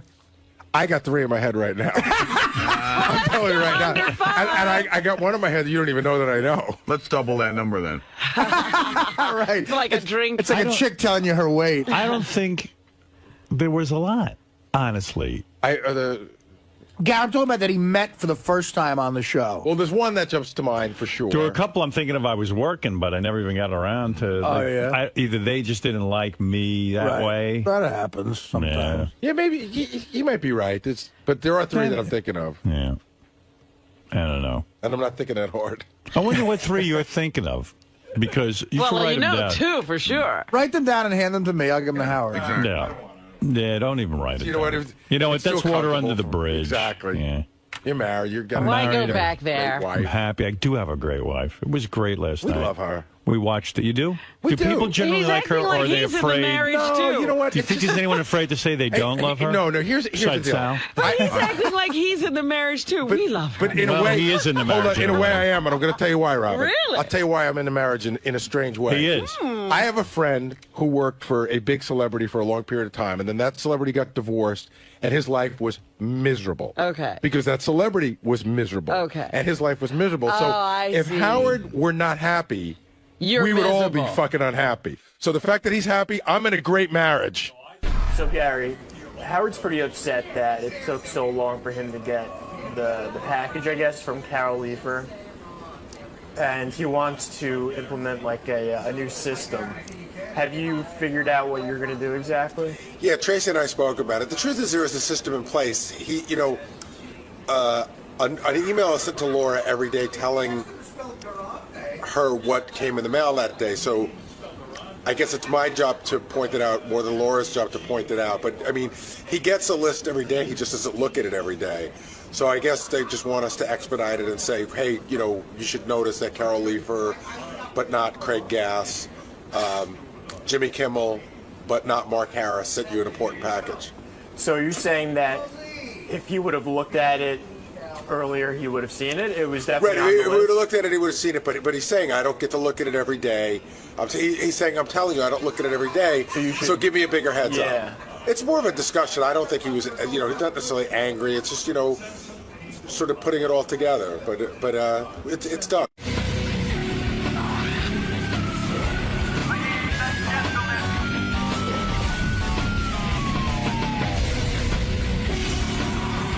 I'm Jesse James. I'm here to do the Howard Stern Show, and pretty excited. Been a Howard Stern fan since like the late 80s. I see, big fan. Yeah. Oh, So, I was bodyguard and spent a lot of time in New York, and I think Rick Rubin turned me on to it. He had like cassette tapes of like when Howard of the old show, and he got like booted off and like wore him out on tour buses listening to him. So it's Nice, pretty man. cool. So this is a pretty big occasion for you then. Yeah, I'm pretty nervous. It's actually, I usually just breeze through this stuff because most people that interview me are dipshits and like I just talk smack to them. But this one, I'm like, fuck. All right, Jesse James also was on Celebrity Apprentice, used to be a real badass. Yeah? Oh, yeah. I've been reading about this guy, Like Jesse how James. badass? He was a real badass. Hey, Jesse, how you doing? Good to see you. Hey, nice to meet you. Pleasure. That's a badass? He's a badass. Jesse James is a badass. Yeah, you fuck with him, Robin. Yeah, fuck with him and see how far you Hi, get. Robin. Yeah. Hi there, how are you? Robin good. wore extra cleavage for you. Trying to steal you away. Hey, can I tell you why I was laughing when I brought him in? Yeah. Tim came to the green room. Tim never says hello to the gas. Tim came to the green room, and he just goes, dude, you're my idol. And he just started talking like how much he loves Jesse James and how Jesse's his idol. Why is Jesse James Tim Sabian's idol? Like, I could see why. As we were walking in, Tim was just like reeling off stuff, and he goes, "That bike you made in Afghanistan." Tim, what do you know about bikes? I mean, he's a Well, I've had bikes all my life as a kid, Harleys and all that kind of thing. And you can see by him he's a biker. You could tell. Yeah, right. I'm bad, you know. But the stuff that he built with your loafers. No. yeah, Jesse's a skinny, fruity executive. Exactly right. But he just builds the purse. coolest bikes. I mean, if you saw his stuff, it's just absolutely amazing what you do. So it's an art. He's one of your heroes. Oh, okay, he's one of the greatest bike builders ever. You know, Tim was car builders. Tim was a Mongol. I don't know if you know that. Honorary Mongol. Card carrying. Card carrying. Actually, I think Tim was in the Chingaling. Jesse, nice to have you on the show. Now, how did you get to be? Where'd you grow up? In California, Long Beach. And were you a kid who was always into building cars and motorcycles? Were you just one of those kids who were just freaky into that stuff? Yeah, my dad was like antique dealer, and I never had any money, and I wanted cool stuff, and I had to learn how to get it myself or make it. Wow. But you were one of those kids that you didn't go to college or anything, right? I went to college for 2 years and played football. Oh, no kidding. Yeah. But then weren't you a Hell's Angel for a while? You were part of the motorcycle club? You were never a Hell's Angel? No, I was a bodyguard for like 7 years. Actually, I have to tell you right now, like, this is, to me, I feel like I finally made it. If I could do your show, I've done like 60 Minutes and everything else, but just to be sitting here, it's like, whoa, man! Oh, that's great. On the Howard Stern show. I love that. I actually met your wife, Sandra Bullock, on her movie set one time. Yeah. Attractive woman. Yeah, Not a she bad told me deal. she called you up one time and gave you some shit for a long time ago. Did she? Yeah, we talked to her on the phone once. Yeah. She called from the set, yeah. Why'd she give me shit? She's German. You were goofing on her, so she called from the set. Right. Oh, she gave it to me. She put me in my place. Yeah. Amazing how easily I cave No, but in. I was a bodyguard and spent a lot of time. The first person I ever worked for was Rick Rubin, and he had these like cassette tapes of your show from like the 80s, and this was in the late 80s, and we used to have them on tour buses and listen to them. That's cool. And it was like, being from LA and California, radio's pretty generic, but hearing like this dude that got kicked off for dirty words. Yeah. Did you so you go to college for 2 years, you play football, you get out of there, and you're trying to figure out how to make it as a young man, and you become a bodyguard. Is that the way it goes? Well, I did security all through high school. I used to work at a racetrack called Ascot. Right. And then on the weekends, I worked at Golden Apple Comics up in Melrose, and I did security for Bill Leibowitz. But then you get into guarding like some famous people. You were Madonna's bodyguard for a while. Yeah, right? Rick Rubin offered me a job, not as a bodyguard, but doing special projects. What's that mean? Collecting money. Oh, no kidding. Yeah. Is that right? What was he doing? Yeah, what was he up to? Just producing, doing Deaf American Records. And then pretty soon they asked me to go on tour because promoters weren't paying and people were ripping them off. And then wow. It was in the late 80s when violent metal started getting really big and kids were getting really hurt at shows. And so they kind of wanted me to come in and... So that's how you made your living? You were the guy you were the collector. And then I traveled all the way around the world, like in 5 years, about 10 times, and the whole time on the road, all I was doing was going to motorcycle shops and buying parts, and that was kind of what I did. When I was off the road, I'd work on my bike in my mom's garage, and I finally just got tired of it. Did you ever have to beat the shit out of people when you're a bodyguard? No, I'm a non-violent person. No, come on. You're a violent guy, right? Well, back in the late 80s, early 90s, you could still, like, duke it out, and it was like mutual combat, and nobody sued each other. So. Did you ever have to go to jail or anything? No. Never. You had to think about it. That's funny. Yeah, what could you mistake for jail in that thought? Yeah, right. Because you said on Celebrity Apprentice that one of the reasons you wanted to do it was because you wanted to apologize to figure skater Scott Hamilton because when you were a young man, you stole his car. Yeah. Right? So that was a big thing for you. Well, so they begged me to do the show, the producers and casting people, for like 2 years. Right. And, I mean, I'm never going to do that show. I'm too busy, and it's just not me. But they said, we have Scott Hamilton. And I said, okay, I'll do it. Right, because you wanted to apologize to him. Yeah, and I figured I would. I always felt bad because he's a little skater dude. How did you come to steal Scott Hamilton's car? Was that your line of work for a while? Were you a car thief? Well, you know, I was kind of like a crab trying to get out of a barrel. You know, when I was a kid, my parents let me fend for myself. And how old were you when you were on your own? I moved out when I was 15. No kidding. Where was your dad and mom? I mean, what was their story? They kind of split up when I was 5, and they're kind of that beatnik generation where, like, you know, kids are a drag, and, you know. yeah, well, thanks for having me. Yeah, and so, you know, I mean, honestly, I did a lot of stuff that I'm not really proud of. How old were you when you stole Scott Hamilton's car? I was 17. Yeah. You know, and that was, you know, I only did it because I had parts off of it sold, and I was looking for one, and someone knew of one that was at 𝗦𝗁𝗄𝗿𝗄𝗄 in San Diego, and so. Where do you move when you're 15? When your parents basically throw you out of the house, where do you move to? I mean, how do you make? I mean, at 15, I couldn't even wipe my ass. I moved in with my girlfriend and her mom.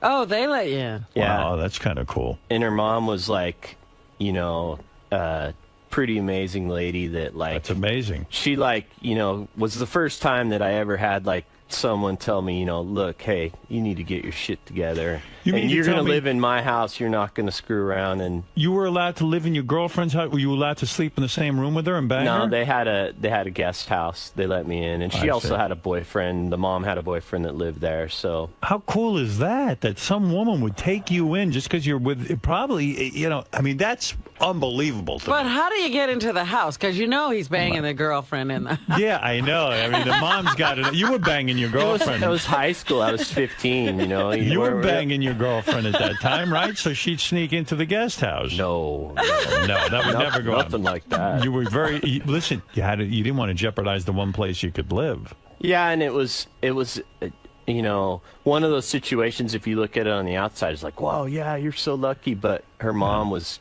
actually no BS and kind of like But they had a guest house. I mean, that's a wealthy nice, chick. Yeah. Well, I mean, no, it was not even. It was like a little house on their garage, you know, a little 1 bedroom that was like 10 feet wide. And yeah. Have you always been great with women? I mean, you were voted the 50 sexiest men in America. I know you were married to the beautiful, stunning, who I wish I could have had sex with, Janine Lindemuller for a while, the famous porn star. Did you get attracted to her from our show since you were a fan? I mean, had you heard her on our show? No, I never really, you know, I met her through a friend and didn't really, you know, I never really saw her on this show, you know. I see.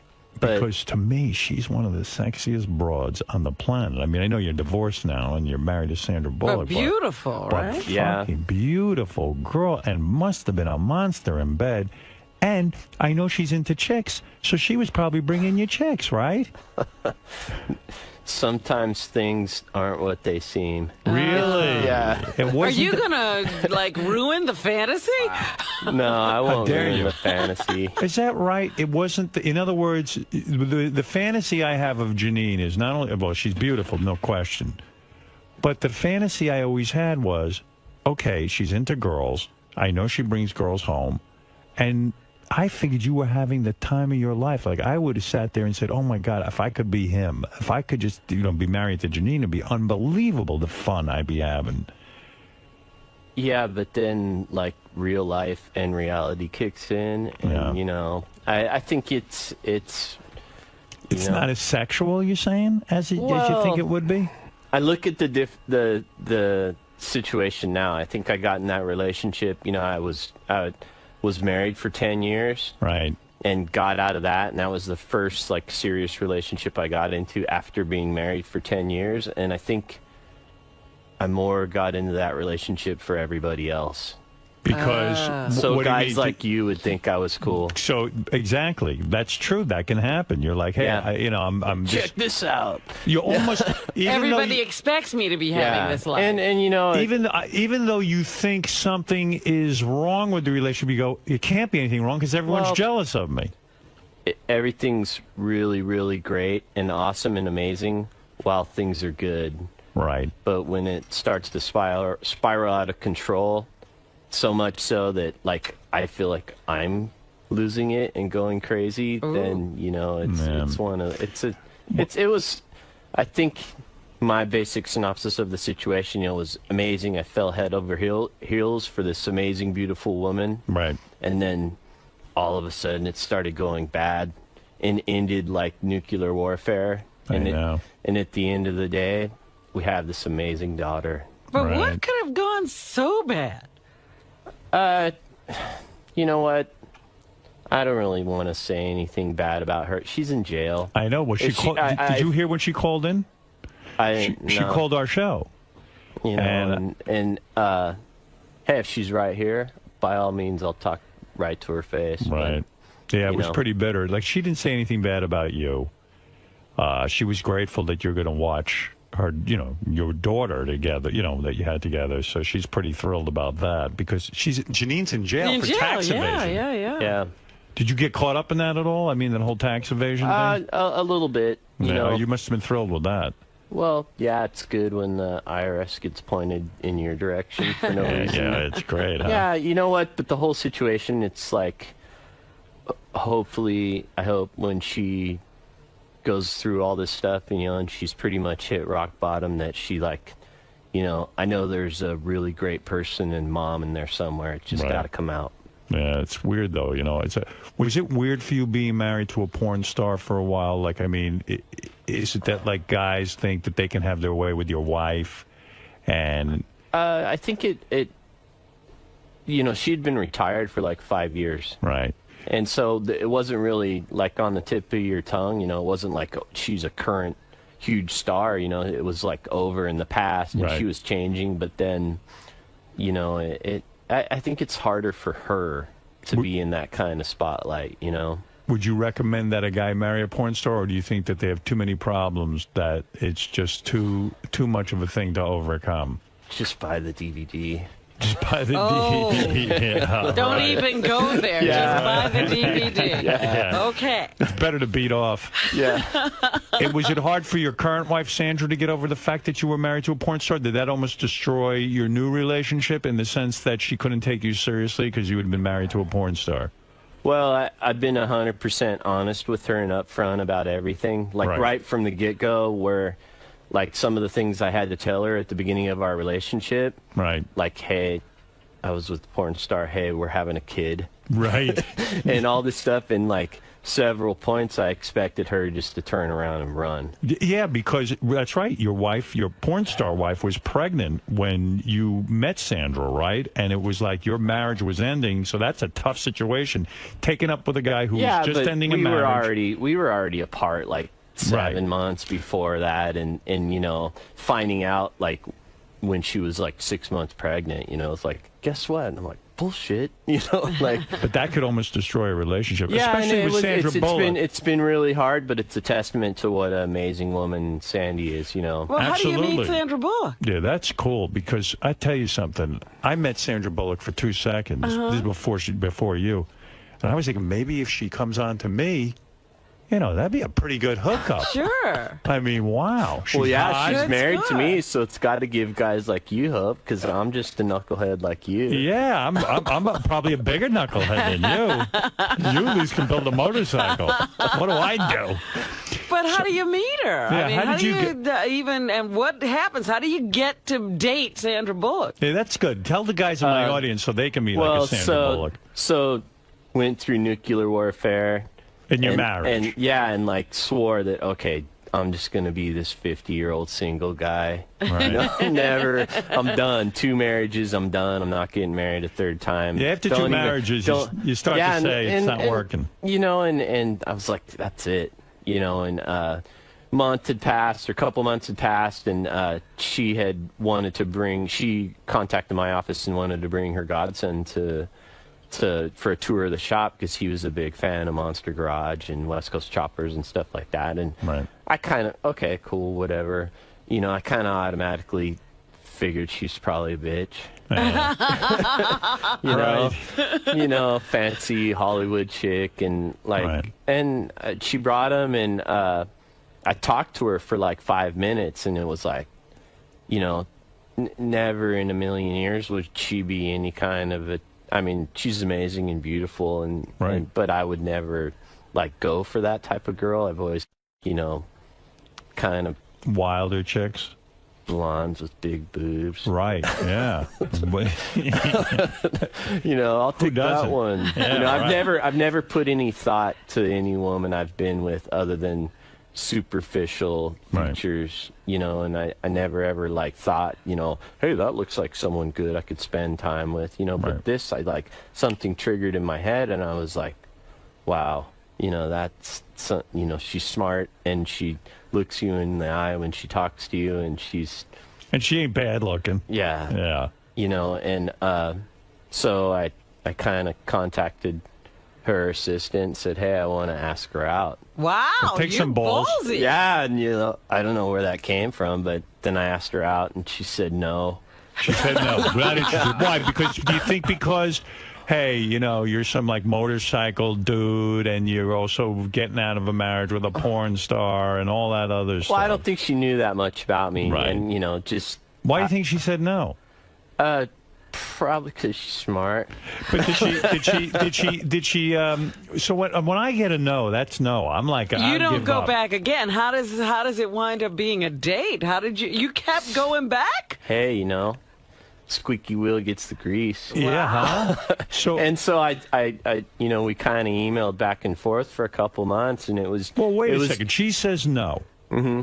So how do you start emailing back and forth? I had her email address that she gave me, and we just started going back and forth, and it was the first time ever in any relationship that I ever have been in that was like a courtship. Right. And I really got to know her, and she got to know me, because she automatically thought I was like a bigot and a racist, and like, you know. And why? Because you're into bikes? Well, just, I mean, you look at me, you know. I kind of thought that when you were Daniel Carver's kid. Yeah, I thought maybe you'd come in here and say the N-word or something. I don't know. No, but I grew up, you know, I grew up in Long Beach and was born in Linwood, you know, an all-black neighborhood, and like, you know, I thought my name was Wedo when I was a kid, because all the Mexicans used to call me that, and like. So you didn't have any real racial bias. In other words, you might fit in with some of her Hollywood-type friends, it turns out. Well, I don't know about all that. Right. So you're writing, emailing back and forth, so how did she finally give in? Yeah, and we just eventually went out to dinner, and like, it was a great time, and, you know, she kind of asked me, like, you know, when do you want to go out again? I said, tomorrow. Well, that's the move. Yeah. And now, the whole time you were emailing her, you didn't see any other chicks or anything? Like, you were really that focused, or you were going out with girls? No. No one. You went without. Kind of swore it off. How long did you go without? Let's call it something nice. Pussy. How long did you go without? How long were you free of sex? Probably about 2 weeks. 2 weeks? Wow. How did you last? No. Really, how long? Like months? Yeah, it was a couple months, probably. So you were focused on Sandra. Oh, I think you know, it was just, I don't know, it was awesome. Wow. You know, it's awesome to, like, you know, I've always put hard work first in every aspect of my life to be successful in business and TV shows and all that stuff. And I've never put hard work in a relationship. Like, never ever like applied my work ethic to making a relationship work. And like, you know, I guess you have to listen to chicks. It's weird. It is weird. Yeah, when they talk, you have to like look at them and listen. And like, how do you learn that stuff? Yeah. Nobody teaches you. And then when they ask you, like when a woman asks you, hey, you want to go look at furniture and go to the gardening store today? You got to go, yeah, let's go. Yeah. Like, you got to, in other words, sometimes be interested in what they're in, even though you don't necessarily care about it that much. Yeah. So that first... And you have to talk to them. Yeah, I know. That's the drag. No, but in all seriousness, the first dinner, Did you get to kiss her? No. You did not? How long before you get to actually kiss her? I think it was on, like, the second date. Second date. And she kissed me. No kidding. Yeah, she took charge. Yeah. She just started doing... Kind of caught me off guard, too. Yeah, I know you're probably thinking in the back of your mind, gee, she's been in all these movies with, like, all these really good-looking Hollywood actors and stuff. There's no way she's going to fall for me, right? There's just no way. Well, I would be so goddamn insecure. I mean, she's been around every good-looking dude on the planet. I don't even know who she dated. None of those dudes can weld. That's true. You're a real, you know what? Stick them on an island. Could they build transportation? No way. She'd better stick with you. They can't fix the microwave like I can when it breaks. You actually are a man. You're a real man, right? I guess so. Yeah, compared to a lot of those guys. Yeah. They're very twinky, some of those guys. So did she lay down any rules? When you start to get in a relationship with her, she's got publicists, she's got all kinds of things. She's a super famous actress making $17 million a film. It's almost like Pretty Woman in reverse. You've got to get the rules read to you, right? You know, I think there's a certain level of respect that you don't have, you know, if you love someone and respect them, you don't have to lay down rules, you know. First time you make love to her, you like, oh my God, I'm with Sandra Bullock. That's what I'd be. I don't even know if I could function. How long does that take? Were you like just freaked out? I'm not talking about that. Come on. You guys got enough. Seriously. She's the best lover of your life? Absolutely. Hands down. Look at this. Yep. Keeps it real, huh? Yep. And you've been with some people. You've been around. Not Did really. her people try to break you guys up at all at first? Well, all of her friends, absolutely, like 100%, like no way, we're putting a stop to this. This is no good. And even I was going to call her and put a stop to it. Really? Said, what are you doing, honey? No, I don't know her. I had no idea what was going on. I'm happy for you. You know what I mean? It must be a great life. What do you guys do all day anyway? Well, you're working all the time, right? Yeah, both of us work, and, you know, we surprisingly live a normal life. We just, you know. Got a big house? Not big, you know. But how do they do the finances? Because she, you know, she makes has a ton everything. of dough. I mean, you make a great living, but the fact of the matter is, she's got a ton of dough. What do? You keep it separate, or you have a joint fund? Everything's totally separate. I mean, that's got to be complicated. Yeah. I mean, like, so the electric bill comes into the house. What do you do? Who gets it? Does the bill go to you? Does it go to her? We flip the coin. No, I'm being serious. How do you work that out? I mean, at some point in a relationship, how do you work that out? Howard's all worried about the financial stuff. But like in a way, a Jewish stereotype playing itself out. I need the accounting. Let's see it. No, but Jesse, in a sense, it's true. You're the guy. You're supposed to like handle all that stuff. But she's sitting there making $17 million a film. I mean, it's kind of silly for you to have to pay that stuff, if I may be your lawyer. I mean, you know what I mean? But it's got a pen and paper. No, but you know what I'm saying? Like, what do you do when the bills come in?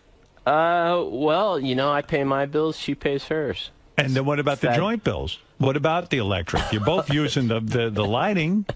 I mean, or you know do what? you not get any light? If you love someone and as much as I love her, nothing's an issue in that respect. We just handle our own stuff, and you know, some stuff I pay for, some stuff she pays for. Prenup though, you got to sign, right? With what? You got to, when you get married to Sandra Bullock, the both of you got to work that out ahead of time. There's no